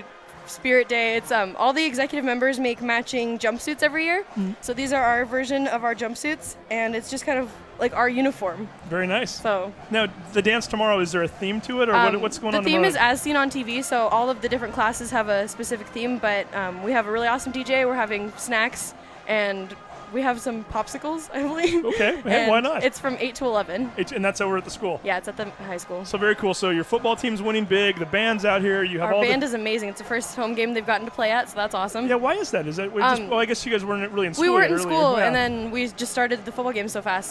But they're amazing, so it doesn't matter. And as ASB president, I had a chance to interview a couple other ASB presidents in the school district last week. So finally get a chance to talk to you a little bit. How's the school year going so far? It's amazing. We're doing so much, like adding so many things to the school, trying to play music during lunches, and just add more hype to the school and make it better for everyone. And now I'm trying to think off the top. It was Kia Mackey from Edmonds I Woodway. love Kia. And also it was Hanny. Thank you, Hanny from Mount Lake Terrace. So And then Hazel from Linwood. we haven't had a chance to talk to Hazel yet, She's- so that's our she's next really cool. next on our list. But I know talking to the two of them, we had Haney and Kia together, and they mentioned a lot of times in the school district, you guys are doing things collaboratively. Yeah, we try right? to get together as much as possible, and we have a group chat, so I'll text them and be like, what do you guys think of this? And how do you, it's always good to get a perspective of someone who's doing the same job, Mm-hmm. so that they know they can help you get it done, or you can help them. So at times there are rivalries, and I'm sure you guys have spirit contests and things like that. But at the same time, it's all We're all kind of friends. We all go out to dinner all the time. very nice. Now tomorrow, I know I'm doing this off the top of my head, but I know there's a big fundraiser tomorrow for the Edmonds School District Foundation, the 5K run. Are you guys involved with that, or is that something entirely different? I know that we have a lot of students volunteering for it, but since our homecoming dance is tomorrow, a lot of us aren't going to be there because we've got the late game, and then everyone's You're gonna a little be getting busy ready for the already. dance. I think we Yeah. can forgive you for that. But hey, this is really cool. So I'm glad you came up here. Thank you so much. Thank and you. Best of luck not only with homecoming week here, but throughout the year. And I'm sure being that you're the ASB president, we're going to continue to call on you from time to time. So great job with your initial interview, and we're going to look forward to Thank talking to you. you more this year. So thank you very much. Thank you. Appreciate it. So go have fun with that. And again, the President's Trophy right here. So tough to beat. Thanks, and go enjoy the game. And that is our Action Jackson Plumbing halftime report. We're going to take another quick break. Again, the halftime score, Meadowdale 42, Shorewood 0. You're watching the Sound Live Sports Network. We are proud to have as our pregame sponsor Edmonds Community College, where students and community are at the heart of all they do. Edmonds Community College is committed to helping our diverse body of students access educational and career opportunities in a supportive environment that encourages success, innovation, service, and lifelong learning. To learn more, visit us at edcc.edu/programs.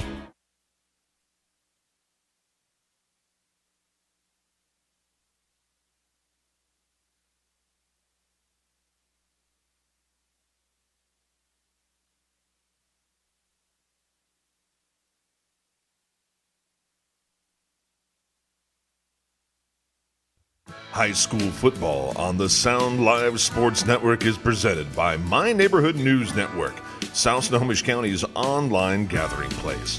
Visit My Edmonds News, MLT News, and LinwoodToday.com.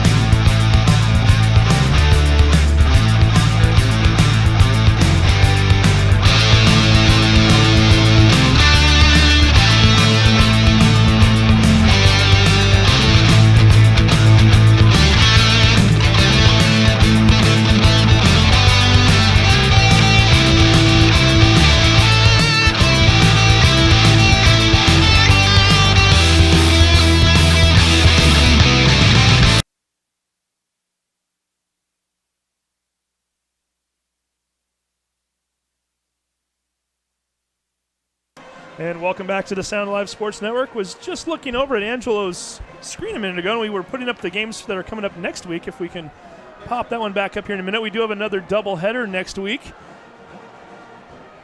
As we get to it right there, we've got Linwood Meadowdale as the 5 o'clock game. Again, a Linwood team that might be a little bit upset after losing tonight, and a Meadowdale team that looks like they're going to go into next week undefeated in league play. Yeah, we talked about earlier, that's going to be a huge game. Another Meadowdale Woodway is more the traditional rivalry, but that's still both schools within the city limits of Linwood, and so there's extra pride on the line there. And certainly Linwood making a case that they belong and that they're a for real varsity football team, and I think they've already made that case. So that'll be a big time game. Definitely. And speaking of homecomings, the 8 o'clock game next week is also a homecoming game. That's Mount Lake Terrace homecoming against Everett. We've also got Meadowdale's schedule up on the screen there right now, and as you can see, you've got Linwood next week, followed by a game at Shorecrest. We will not be broadcasting that game. The Jam the Stands game on the 21st, that's 3 weeks from tonight, and that game, as we talked about during the second quarter, could be a lot riding on the line, not just Edmonds' pride, but it could be for maybe the division title. And then you round out the season at Snohomish, and that's a Snohomish team, by the way, that defeated Everett tonight 68-27. It's a Snohomish team that's playing very good football right now. So, but again, you got 4 weeks before that. And before we get to the kickoff here for the second half, as we're showing about 1:45 on the clock, we had you taking down some stats during the first half. Let's go ahead and talk about what you have on your paper here. Yeah, besides the obvious, which is 42-0. That's the one that matters. But yeah, unofficially here we got Drew Tingstad. I have 6 completed passes for 190 yards. We got Kellen Marshall, 12 for 118 and 2 touchdowns. Tingstad obviously had that rushing touchdown as well, so he's got 35 on the ground. And then receiving wise, Halen's got 2 catches for 67 and a touchdown. Schaefer's got 2 for 75 and a touchdown, and then Drew Harvey 1 for 48 and a touchdown. So you've got 6 completions for 190 yards, and I think 1 or 2 of those completions were for I think Schaefer had like an 8-yarder or a 7-yarder, and didn't we have like a 3-yarder for Halen too? And it's yeah, so there were a lot of bombs going on in that second quarter as they scored 4 touchdowns. And, yeah, certainly it's good to be Meadowdale right now, and it's good to know that you can kind of, I don't want to say relax, it's a football game still, but you certainly are well in control of this game. And I think you kind of know you've got the victory. It's just a matter of finishing out and making sure you do so in a positive manner. You don't want to get anybody hurt, and you still want to play hard because you want to keep the momentum going into next week, so to speak.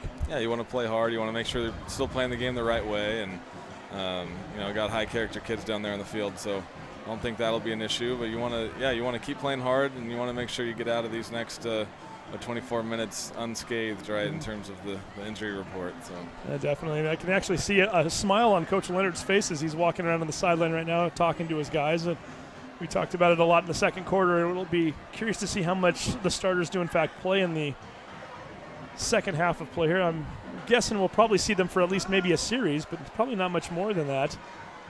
And again, fun to talk to some of these folks around Meadowdale as we watch the coronation of the homecoming court at halftime. Zach Plummer, the homecoming king, by the way. We talked about this a little bit, I guess not tonight, but on the last broadcast. It seems like Meadowdale, more so than some of the other teams in the area, quite a few basketball players playing football, and you are the basketball coach here. Tell me a little bit about Zach Plummer. Is he? I'm guessing you're not surprised he's the homecoming king. No, not at all. Plums is just such a great kid. One of those kids that comes across every couple of years, and you just see him, and you're never surprised by anything like this that he does. I mean, we're talking about a kid who's now he's a 2-year captain on the football team. He's the homecoming king, like you said. He was first team All Wesco tight end last year. He lettered in hoops last year, and he'll be one of our leaders, if not one of our captains this season as well for hoops. So.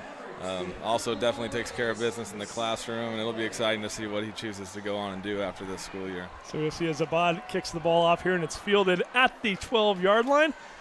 And I think that's Solomon on the return. Actually, it's number 5, which is Williamson. He spins off of a group of tacklers and gets down to the 42, where he's finally brought down by Jaden Jackson. And, yeah, it's always fun for us. Twitter is kind of how we gauge a lot of things, and we'll notice that when we do our player of the game afterwards, our adrenaline fundraiser player of the game, we post those pictures online, and you can kind of always tell who the guys are that are popular amongst their peers based on some of the retweets and the likes. I think we had like 21 retweets and 58 likes last week, and we don't normally get those numbers for those pictures, so you can always kind of tell who's got the respect of not only their teammates but their peers, and Plum certainly seems to be one of those guys. You want to get your Twitter numbers up, make Zach Plum a player of the game. There we go. Fumble on the first play.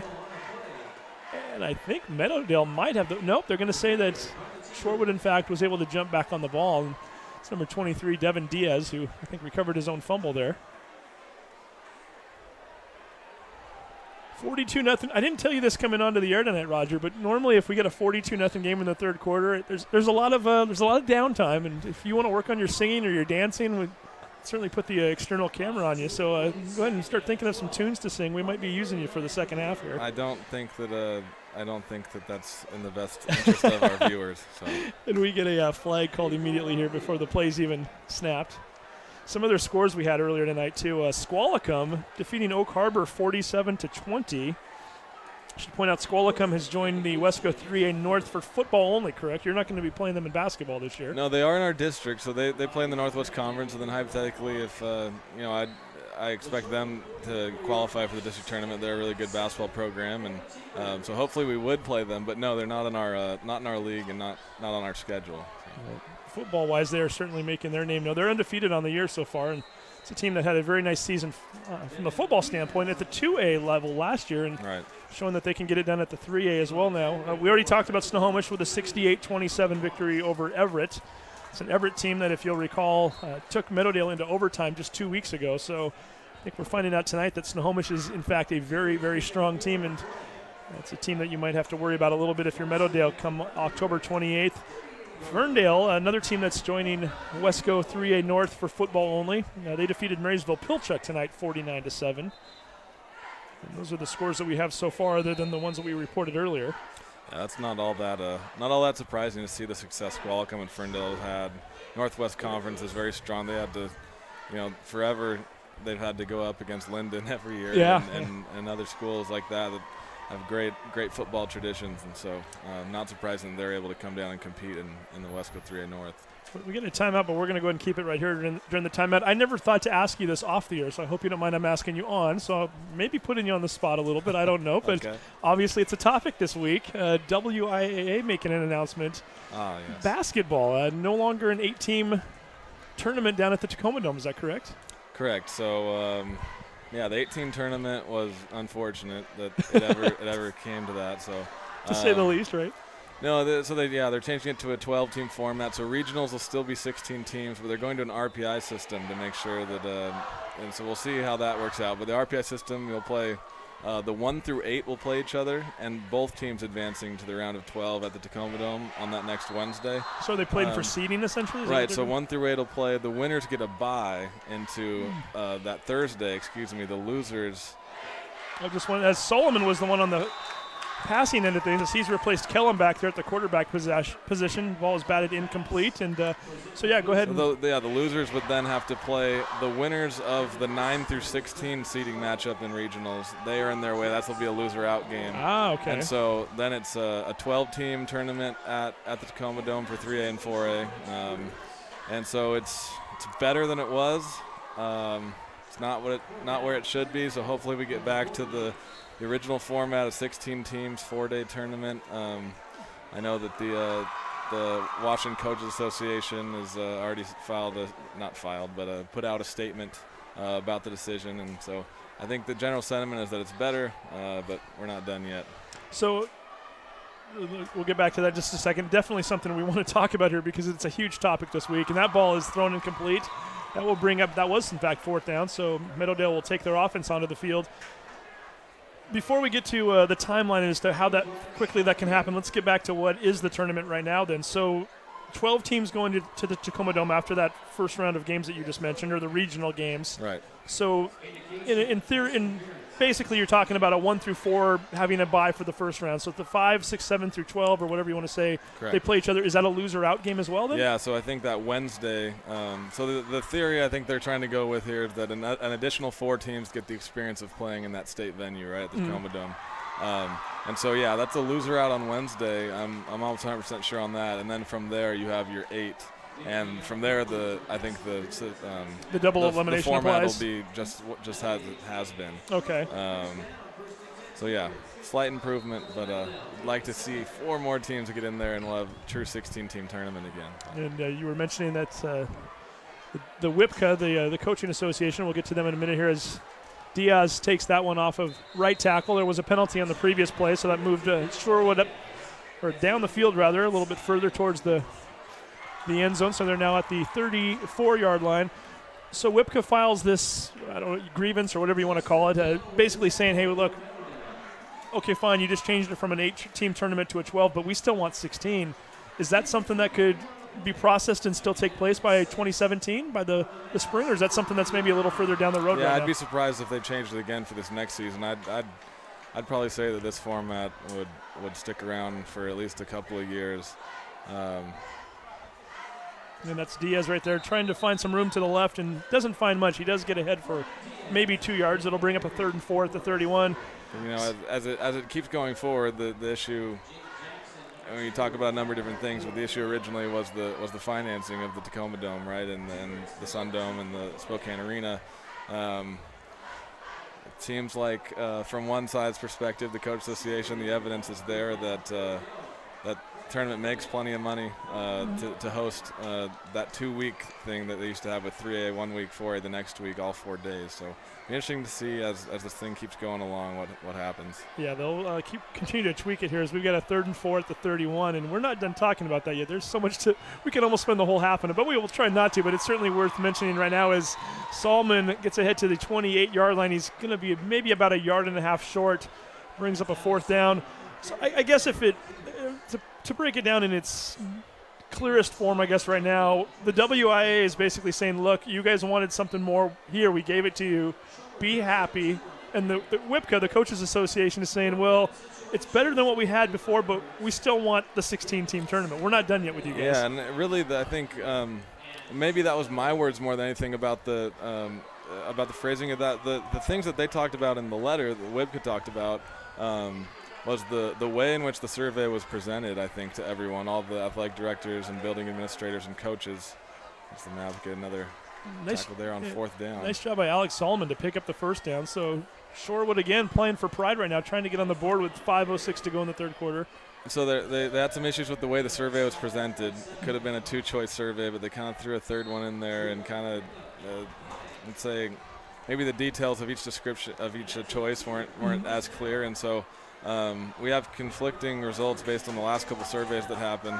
And another issue that I know the Coach Association has is that theoretically someone could lose a regional game if they're ranked 1 through 8 in the RPI and still win the state tournament, which isn't like anything we've had in the past where you could lose a game in technically a state format, which they claim regionals to be, and then still win the state championship. And there's Diaz with a run to the right side. And I always go back to the argument that I'm a Mount Lake Terrace alum, and I know that one of the examples that I know, Nayland Sood, who's the head basketball coach at Mount Lake Terrace, who, oh, by the way, also happens to be the president of WIPCA, the Coaches Association. Nayland brings up back in 1989, he was a assistant coach for Mount Lake Terrace, and that was when it was a 16-team tournament at the time. Mount Lake Terrace gets into the tournament.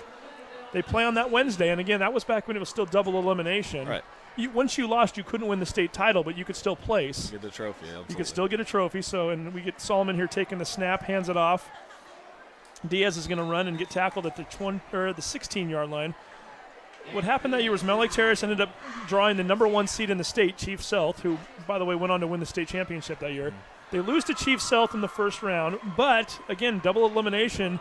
Mount Lake Terrace then runs the table in the losers bracket, so they ended up getting 4 games in 4 days. They get 5th place trophy. They got a 5th place trophy. The students, one of which was me, we got to go down to the Tacoma Dome 4 days, and we had a great time. We got to experience that under the lights and just be sitting with our friends and our fellow classmates. And to me, it's all about inclusiveness and getting these kids the experience to just see what that's all about. And maybe I'm oversimplifying it as a fan, but I think the thing that's great about a 16-team tournament is not that you have more teams to see who can win the state. It's more about letting more people experience that and the joy of it and the excitement of it. And I don't know what the financial numbers look like, but I just know I think it's great when you can get more people down there. And I couldn't agree with you more. I mean, you're talking about what it used to be the 16 teams across all the classifications, and you boil that down to let's just look at one classification, so 3A. And just on the boys' side, that's 8 teams that aren't getting to experience what you just talked about, that state tournament atmosphere at Tacoma Dome. So times 12 players, times all their parents and family and friends and all those schools, and you're really taking away what is an amazing experience to be down at Tacoma Dome for what could probably be taken care of by raising ticket prices by $1, but that's it's not my job to talk about, I guess. But we'll still chime in and let our 2 cents be heard here. But and nonetheless, I guess, so the bottom line right now, it was an 8-team tournament. For the time being, it is a 12-team tournament.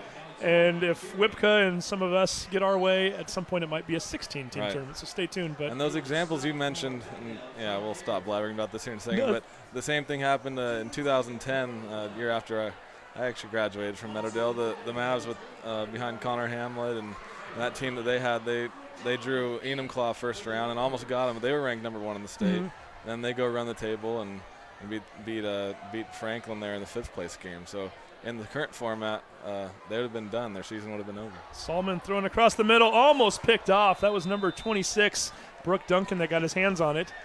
Falls to the turf, and that will be that's going to be first down for Meadowdale. That was a turnover on downs. And the thing that I go back to, and again, I cover a lot of the girls and the boys basketball teams around here, and I think about the basketball season 2 years ago, which I guess would have been the spring of 2015. My favorite example is the Glacier Peak girls basketball team that year. That was when you had Michaela Pivick and Linwood playing at their best. You had so many other strong teams. Arlington was obviously playing very well. Glacier Peak, I think, went 20-2 that year. I think they lost their 3rd game of the season in the district championship game to Linwood. They lost in the last minute of that game, too, by the way. And Glacier Peak, for being 21-3 with 2 of their 3 losses being to Linwood at that point, and they'd also beaten Linwood, we get a nice little run there. That's number 4, Jesus Hernandez, getting his first carry of the game. And the thing that I remember about that is that Glacier Peak, probably one of the top 3 or 4 teams in the state, 3 losses, 2 of which were to Linwood. And their regional game, a loser-out game that they needed to win to get to the Tacoma Dome, they got matched up against the 2-time defending state champion Cleveland. Cleveland beats them after falling behind by 7 points, and I watched those Glacier Peak girls crying outside in the lobby, and I know darn well they deserve to be one of the 8 teams in the Tacoma Dome, and those girls never got to experience that feeling and that rush, and I just felt like they were cheated that year. And that's when I think about this 8-team format and how they're ranked, and that's the moment I go back to when it really bothers me that we don't have more teams. And running clock, this is what happens in these games. You blink your eyes. Conversation and the quarter's over. It's literally a 12-minute quarter because the clock never stops, and we've come to the end of the quarter. Meadowdale's only run, I think, 2 offensive plays. But nonetheless, we're going to take a break. When we come back, the final 12 minutes. Stick around after the game, too. We're going to have the Adrenaline Fundraising Player of the Game. You're watching the Sound Alive Sports Network. Clogged drain or other plumbing problems? Call Action Jackson Plumbing for 24-hour service. Unclogging most internal drains for just $99 plus tax. Call 425-877-5601 or visit actionjacksonplumbing.com.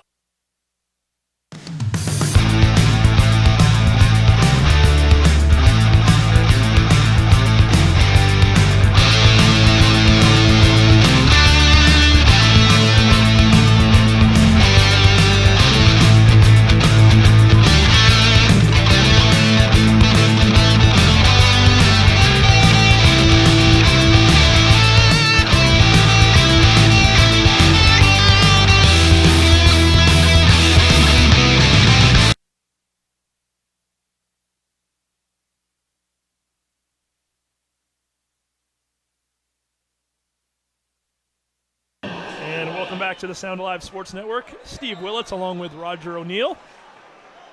Brandon Truesdale and Angelo Camo running the boards right now. And we are 12 minutes away from putting this one in the books as Meadowdale, with the 42-0 halftime lead, meant that we had a running clock from the get-go here in the second half, and those 12 minutes went flying by awfully quick. Meadowdale finally getting a chance to put an offense onto the field, and it looks like number 7, Nate Hibbert, the sophomore, in at quarterback. We're just going to throw it into the flat. That's Austin Goulet making the catch, and he gets down to the 41-yard line. Always kind of fun when we get to call out some of these names of players who don't otherwise get their names called, or a lot of times we're playing, 3:30 or 4 o'clock on a Monday afternoon with a minimal crowd, and now they get to play homecoming night. The band is here. The families are all out here. It's a festive evening, and we get a little action here. That's right. It looks like a little early action on the offensive line there. But, yeah, as we talked about a little bit, so far the second half has been exactly what we kind of wanted to see from a Meadowdale's perspective, right? You're getting guys with a whole bunch of experience here on the field. The game with the running clock has not had a lot of snaps, so not a lot of opportunity for anyone to go down to an injury, and we're trying to get guys reps out here in this fourth quarter. Can build some experience. So. And I'm looking at the offensive line. It looks as though they have a few of their starters still in there, too. I'm noticing there's a few different names in there. Number 70, Ismail Jr., he's getting some action right now. That's number 4, Jesus Hernandez, who is a senior, so nice to see him get some carries. Number 23, Zach So, who is a sophomore. He's getting some time at wide receiver, as is Dominic DeSanto, number 14. I just like to be able to call these guys' names out. It's the one time you get a chance to, so it's always kind of fun here. And looking down on the sideline there, it looks like Drew Tinkstad's enjoying himself as a pseudo-assistant coach here for the rest of the game. He had a headset on earlier. Well, and after this next play, let's talk about that here for a minute, as Hibbert's going to take the snap and give to Hernandez, who's going to be dragged down. And look at Hernandez fighting for every little bit of yardage there as he gets ahead. And Thomas Cheney, number 52, is in there blocking right now. We got a few different guys in there, but you just mentioned the quarterback also doing a nice job of coaching up some of these players. Drew Tinkstad, another guy you know pretty well. You are his basketball coach. Tell me a little bit about number 10 and what he's like. Oh, he's a great kid. He's developed so much in the last really year and a half, 2 years, both as an athlete and also as a young man. And he's one of those guys, a lot like Zach Plummer we were talking about earlier, that you could trust him with just about anything. He's not gonna do anything foolish on the football field or on the basketball court, right? Anything that's something that would hurt your team, at least from a mental standpoint, right? So he's a guy that you put absolute trust in. He's a guy that's a hard worker, a great leader first and foremost, right, of the football team and also of the basketball team. So another just really good citizen around the Meadowdale school community that feels good to see him have success out here. And we've got a few of those out here, I think. Looking here, and Jefford Deli was getting some playing time, number 56. Still waiting to see even more guys go in there in a little bit. And, Tinkstad, a guy who does some of the dirty work when you need to on the basketball court, right? He's one of those guys that's not afraid to get into the key and box out a little bit. As your traditional center, if you ever want to call him that, 6'2" is not necessarily as tall as the center position maybe you'd like to see, but he makes up for it with his work ethic and with his strength, and he's able to get down there and take up a lot of space down low, and he's not necessarily the rim protector you would think out of a center in the sense of blocking shots, but he did take 16 charges last year, so that's a rim protection in a different kind of sense. 16 charges, so he's a tough kid. We took 19 as a team, and he had 16 of them. So. Wow. Okay. Who was second on the team? Did somebody get the other? I think we had a bunch of ones. After did you? Okay. So that's impressive then, right there. So I'm looking out here on defense, we've got some other new numbers out here. There's Evan Ward, number 11, playing left corner. Looks as though we've got Brock Duncan still in the game. They're playing one of the safeties, as is Jaden Jackson.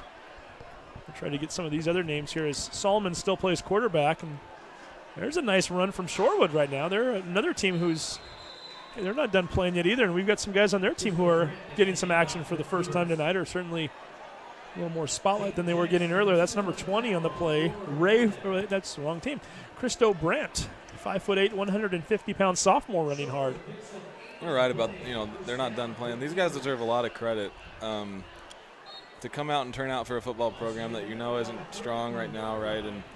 And you're getting beat down pretty good on Friday nights, but these kids still show up to practice every day and work hard, and they're coming out here and putting on their blue and green and representing their school and doing the best job they can. And so absolutely give them credit for scoreboard says what it is, but they're out here trying their best and going full speed at it. They're going for a touchdown right here and almost getting it. That was number 21, Justin Cho, trying to get behind the secondary and give Evan Ward a lot of credit for being there on the play, as was Jaden Jackson. And you're absolutely right, Roger. I'm glad you pointed that out. I graduated from a school that had 0 wins my senior year, and we may not have gotten a lot of points or put up any W's on the win column there, but hey, it still meant something to us, and we took it seriously. So I always have respect for these guys, and I know it's not easy for them. I'm sure they would, if they could, would love to have some of the successes that the other schools in the area are, but nonetheless, they are putting their pads on every Monday through Friday or Monday through Thursday at practice and coming out here and playing under the lights on Fridays, and have a lot of respect for what they're going through. It's in some ways it's even more difficult trying to keep yourself motivated to play every week. And there's a penalty as Justin Cho makes the catch and is finally brought down. And I think you talk about taking it seriously, and that's a good point too. I mean, you look at Linwood. And they had, in the mid-2000s, right, I think they set the state record for most consecutive losses, which is obviously not something to be terribly proud of. No. But they had guys year in and year out that showed up for the football team, and sooner or later you put in that work and things start going from you get your first win, and then maybe you have a 3-win year, and now we look at what Linwood's doing. So you can always feel good about trying to be the start of something new, the start of change and turning around a program, even if you're in a situation like Shorewood is right now. No, great point, indeed, and that's I talked to one of the assistant coaches at Shorecrest last week, who was a former assistant at Mount Lake Terrace, and he said, it's about trying to change the culture right now. He said, I think sometimes when you get some new coaches in there and you run into some of these kids and they just feel so dejected and beat down, that it's about trying to just create something positive and something to build on as the season's going along. And sometimes it's not always doesn't show up on the scoreboard, but you certainly feel it later on. As number 20, once again, getting very close to that end zone. That's Christo Brandt. All 150 pounds of him fighting hard down to the 1-yard line. Looks like a little bit of a substitution here for the Mavs defense. They put the big boys back in, see if they can't hold up this goose egg here. Get a little push on the defensive line. Yeah, I just saw a whole slew of them. That was Jackson Foltz coming back in, number 9. Jeremiah Koo. Was that Will Maloney that just came in too? So yeah, you just saw pretty much the majority of the first teamers go back in there. They want the shutout still. And with 4:40 to go, let's see if they can get it here. Clock continues to run. And that looks like a first-team unit right there. Quentin Bourget. He doesn't want to give up that goose egg, and neither does Maloney, as he is in on the tackle as well. And going backwards that time is Christo Brandt. Yeah, Maloney got a push there, and then Bourget, big 48, comes over the top and says that's as far as you'll go here on this play. So a lot of pride out there right now for this Meadowdale team. As we mentioned earlier, the Monroe loss not looking so bad tonight after seeing what they did to Glacier Peak. This is going to be win number 4 in a row for Meadowdale as they run their overall record to 4-1. More importantly, 3-0 in conference play. That's huge. And the ball is snapped over the quarterback's head. It's on the ground. Let's see who recovered it here. It looks like the quarterback, Alex Solomon. Actually, that's not even Alex Solomon. That looks like 49. I don't see. Or 40, maybe it's even 45, Mike Tamarat. There's dark numbers, it's a little bit hard to tell sometimes, but you're right, it's 45. 5'9", 220-pound running back / D lineman / take some snaps sometimes. That's a pretty good size guy for a quarterback / running back there. Meadowdale will see a guy with similar size next Friday, and Linwood's quarterback Alton Hammond. Yeah, definitely. And Hammond getting a little beat up tonight, too, late in that game, so we certainly hope he's okay, as he was hobbling pretty good there in the final 2 minutes. And there is, guess who? Number 25, Matt Johnson, second sack of the game for Johnson. I guess similar to his first one there, too, as he just shoots out of a cannon there. Up line of scrimmage, goes completely untouched and straight line to the quarterback. Shorewood will try another They're going to try a field goal. Okay, there we go. I guess the Meadowdale defense, by the way, they did have a little bit of pride out there. They didn't want to give up that shutout since the first stringers went back in when they were on the 1 yard line. They've gone back 18 yards in the last 2 plays. And here again comes the kicker. This is Ryan Farley. This one from 35 yards out with 2:25 to go and counting. And there comes Meadowdale in to block it. Ball is on the ground, and Meadowdale preserves the shutout. And these defensive players, as they come to the sideline, they are really enjoying themselves right now. Alex Maxwell, Quentin Bourget, Halen Roberts, and a few others really celebrating right now as they are starting to sense that that 0 is probably not going anywhere before this game is over in just 2 more minutes. And those are the kind of plays there that you like to see with the score the way it is, executing something like a field goal block there, and something to feel good about. And obviously, like you said, they preserved the shutout, and here comes the offense back on the field with some guys to get some more reps here.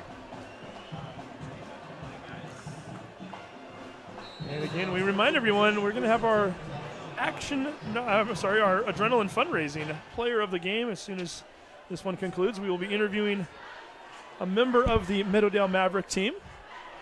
I think this is we won't mention who it is yet, but a kind of an easy decision for me tonight, and I'll tell you why later on, because I know where you're going. I think the guy I'm going to give it to is somebody I kind of wanted to give it to last week, but circumstances kind of called for somebody else to get it at the last moment, so I'm kind of happy to see that we're going to be able to bring this guy up here, but I have a feeling you know where I'm going on that one too. And that's right. Secretly, I was kind of hoping tonight that he would have a game to where we could justify bringing him up, and I think he did. So we'll bring up our player of the game here as soon as it's over and get a quick interview with him, as Meadowdale now can start looking ahead to next week, looking ahead to that Linwood game. Again, 5 o'clock right here at Edmond Stadium. Certainly encourage folks to get out here and support the Mavericks and give them the encouragement they need to try to get that 5th straight win. But if you can't, we'll be broadcasting it on soundlivesportsnetwork.com, so please do tune in. You mentioned the WIBCA earlier. I'm looking forward to it, but I'll miss the game, unfortunately. I'll be over at the WIBCA coaching clinic over in Yakima, so I'm sure what we discussed in most of the third quarter will be discussed there a little bit as well. I have a feeling that's going to be a very interesting conversation this particular year. We might have to bring you on at some point later on in the season to talk about how that goes. And the clock hits 0. Nobody scores in the second half. Again, running clock the entire time. Meadowdale with the 42-0 lead at the half. That is also the final score. Mavericks win again for the second time this year. They shut out an opponent. And for the 3rd time in 4 weeks, they hold an opponent to 7 points or less. And Roger, we'll have you stick around here. I think we got to definitely include you in on this interview, so it's going to be fun to talk to one of these players here. But again, I don't know. There's not a lot to take away from a game like this, other than the fact that you still have to go out. It's still 11-on-11, and you still have to execute. And certainly, Shorewood, I know a team that struggled this year, but they haven't given up 42 points and a half very often. So I think Meadowdale's got to feel pretty good about the way they executed. Yeah, I think some takeaways. I mean, you never want to. Obviously, everyone in white out here tonight, and the coaching staff, even though I'm sure they didn't talk about this so much. I mean, they knew they were probably going to win this game going into this, but I didn't see any sense that they were taking their opponent lightly to start off the game. Right, they came out and they executed what they needed to do, and they earned themselves that big lead, and they earned a lot of guys who don't get reps, a lot of reps out there. Homecoming night, shut out your opponent. That's a job well done all the way around. Definitely. Hey, by the way, I feel awful now because normally I'm checking my phone a lot during the game. I didn't have it out as much. We had a couple guys watching down in Oregon tonight. I think they're in Oregon. I know they go to school down there. We had Malik Braxton and Caleb Tingstead were watching. Yeah. Now I'm feeling really bad because Malik was even giving us some coaching tips on the camera angles during the first half. So I hope Malik's still watching. I'll have to get back to him later on and let him know that we appreciated it. Two former basketball players who were awfully good on this football field, too. Yeah, and Malik, I don't know the stats out of my head, but I know he was the GNAC Player of the Week last week, yes. I think, for Western Oregon. So he's having a great sophomore campaign there for the Wolves. That is, I did see that, and that's a huge deal for him. He's been playing phenomenal so far. So we might even mention that to the guy we're going to bring up here in a minute to see what he thinks about Malik and Caleb in particular, watching him play tonight, and might want to give a shout out to those guys. Here comes our player of the game right now. We'll get him ready to go here in a minute. We'll give See if we got Brandon out in the hallway. Is Brandon still here? Do we need to? Angelo might be doing the picture taking and operating the camera here. As we need to get our picture here. Brandon not only getting our player of the game, but he's also going to take a picture for us. Hey, Brandon. Hello there. Nicely done. Congratulations. We'll put this guy on the air here in just a minute as he's now making his way in here. We'll make sure he's against the backdrop here. I think Mom might want to get a picture of you too there in a minute. And we'll before we even get going on this interview, let's go ahead and get the picture here.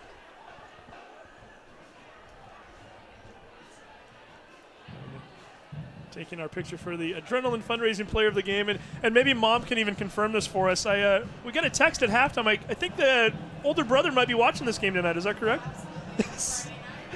So there we go. So we are going to bring him on right now. We'll even hand him the microphone here to see if he can handle this here. Oh boy. Our player of the game, number 10, Drew Tingstead. Drew, a nice game tonight. In particular, that second quarter. Talk to us a little bit about those touchdown passes. It was really. Well, if you hold there we go. My bad. It was really great. I had a whole bunch of time back in the pocket. We really had everything we wanted. Our guys were wide open downfield. I just had to put it on them, made sure I didn't overthrow them, so they could walk in for the touchdown. So. Now, in some ways, and we were kind of joking about it up here. In particular, I know Will Schaefer's play. I mean, he was so wide open. I've got to think that sometimes it's more difficult to throw that pass than it is to thread the needle, right? Yeah, definitely. There is something to be said about that. I've been overthrowing my guys a lot recently, but it's really been a point of emphasis just to let my guys go out and make plays, and they did that for me tonight. First touchdown of the game, you didn't throw it, you ran it. How was? Tell me a little bit about that play. Well, I wasn't expecting to pull it, first of all, but the defensive end crashed hard, so I took it, and all of a sudden the right side was wide open, and I could kind of walk in untouched, so it was good to see. You got your basketball coach next to you here, who's also not a bad color commentator for football. Yeah, so I've heard. Coach O'Neill, you have anything to say to this guy or what? No, I think when he pulls it down like he was just talking about and decides to lower his shoulder on people, I cringe a little bit inside. But that was a beautiful play, got us going there, and some nice stats tonight. I think you were 6 for 190 through the air with 3 touchdowns, obviously, and then 1 on the ground. So. We call that being efficient, right? That's right. Hey, by the way, we got a text a little while ago. So Caleb and Malik watching down in Oregon right now. You got a few guys probably keeping an eye on you down there. Yeah, right? for sure. We definitely got a fan base down there, kind of a pipeline. So if you want to say anything to those guys right now, you can. You got the floor right now. Beat Azusa, please. Is it Azusa this week? I believe so. Okay, now and let's look at the schedule a little bit here. I know nice to have these 4 consecutive wins. Yes. You guys have some big games coming up, and one of which is next week against Linwood. Yeah, that's definitely true. We're looking forward to getting some more guys back. We've been kind of plagued by injuries here recently, but once we get Bryce Chapman back, our center will be back next week, Tom Sheeny, although Jared Music and Alden Tyndall have filled in really nicely for us. And as you can see, the running lanes are wide open. So, but yeah, definitely looking forward down the road. I know Linwood suffered a loss a bit tonight, but we're just going to go out and we're going to play our game and we're going to focus on us, and yeah. And do you worry a little bit more, too, when you see that a team like Linwood, who's your next opponent, a team that Linwood has, they've got aspirations of maybe trying to even go undefeated this year. Mm-hmm. You're getting them kind of off of a wounded week where they're going to be more fired up maybe than normal because of that loss tonight. Does that just make you that much more focused on that game? Yeah, we definitely have that game circled on our calendar. We know that they think they're really good, and we think that we're pretty darn good as well. So we're going to go out and we're going to play our game, and we think that's good enough. We like our guys. Coach, before I let this guy go, do you have anything left to say to him? Or? No, it's been an exciting season so far watching you guys, and yeah, like you said, you got Linwood and then a couple big games after that. So we're all pulling for you, and hopefully you guys aren't even there at tryouts. You're still playing football. That's the plan. Yeah, stay healthy too. This guy needs you during the spring and the winter. So yeah, for sure. Hey, Drew, congratulations again. Thank you very much. Now your brother has a shirt already from a couple years ago, so you can put that in the Tingstead collection. And, I'll do that. Go enjoy this win and good luck next week. Thank you very much. I appreciate it. Thank you. So that is Drew Tingstead right there. We'll let him go and get caught up with his teammates. But again, everybody emptying out here tonight. Oh, absolutely. We got to get a picture here real quick. So we'll. Get Coach in there too. Did we get him? Okay. There we go. Good. She's got Roger already. So again, Drew Tingstead coming up here. He is our player of the game, and I could not be happier. Again, I felt kind of bad last week because Drew had a huge game. Wanted to give him the shirt, but then when a guy gets 3 touchdown catches, it's hard to. He really should have thought that through before he gave one of his receivers all of the about touch. That. So. I wanted to bring Zach up in the worst way because how often does a tight end get 3 touchdowns? But I thought, I so hope that Drew gets a chance to get up here again. And boy, in the second quarter when he starts bombing those balls around and he ran for one, good to get number 10 up here. He must have learned from his lesson last week. Like we said, there was 5 different people scoring touchdowns this week. He made sure no one else had too much stats going on. But no, a terrific job by the Mavs tonight, and just taking care of business. Everyone seemingly stays healthy. You move on to a huge week next week against Linwood, and serious implications to the top of the West Coast South standings. And we joke, but I mean at the same time, some of those plays that were wide open were set up because I know he had a couple nice pump fakes. He looks off the defense a little bit. I mean, Drew's he's been doing this a while. He's fundamentally very sound, and I think he should get a lot more credit for those passes. And obviously it's a lopsided game out here tonight, but there's 11 guys on the other side that are trying too, right? Those are varsity athletes as well, and so Meadowdale, you still got to come out and do your job to make sure those things happen. And to their credit, they did, and things turned out the way they should have tonight. But no, certainly you got to still come out and play the game right and hard in the right way and execute. So definitely. And hey, so again, it was a lot of fun tonight. Roger, I think I was looking at the schedule. So Keith Neely and I, we kind of rotate off and on. And I think if I'm looking at the schedule correctly, unless something changes, probably my last Meadowdale game during the football season. So I won't be able to bring you on here again. And I think the next time I broadcast a Meadowdale event in which you're involved, you're probably going to be on the sideline. You should be unavailable. And so, hey, thank you very much for coming on over the last couple of games. I know you had to miss the UW game tonight, but you made it to your school's homecoming. And again, I can't say this enough, and I sincerely mean this. Could not be happier for you to get that teaching job. I think that Meadowdale made a huge, huge hire, and I think that you're going to be phenomenal. And I think they're very fortunate to have you. So. I really appreciate all that, and I'm looking forward to starting my teaching career for sure. But no, this has been a lot of fun, these 2 games that have come up here. I appreciate you for having me on, and yeah, hopefully we play in some big games this winter that calls Sound Life Sports Network out to the stable. So I cannot wait. So hey, thank you again. Appreciate it. And again, the final score here tonight, Meadowdale 42, Shorewood 0. One more programming note again, 5 o'clock next Friday night, Meadowdale versus Linwood. Huge game coming up. So for everybody involved, thank you for tuning in tonight. You are watching the Sound Alive Sports Network. Have a good night. High school football on the Sound Live Sports Network is presented by My Neighborhood News Network, South Snohomish County's online gathering place. Visit My Edmonds News, MLT News, and LinwoodToday.com for news, sports, and events about your community. And see what your neighbors are talking about.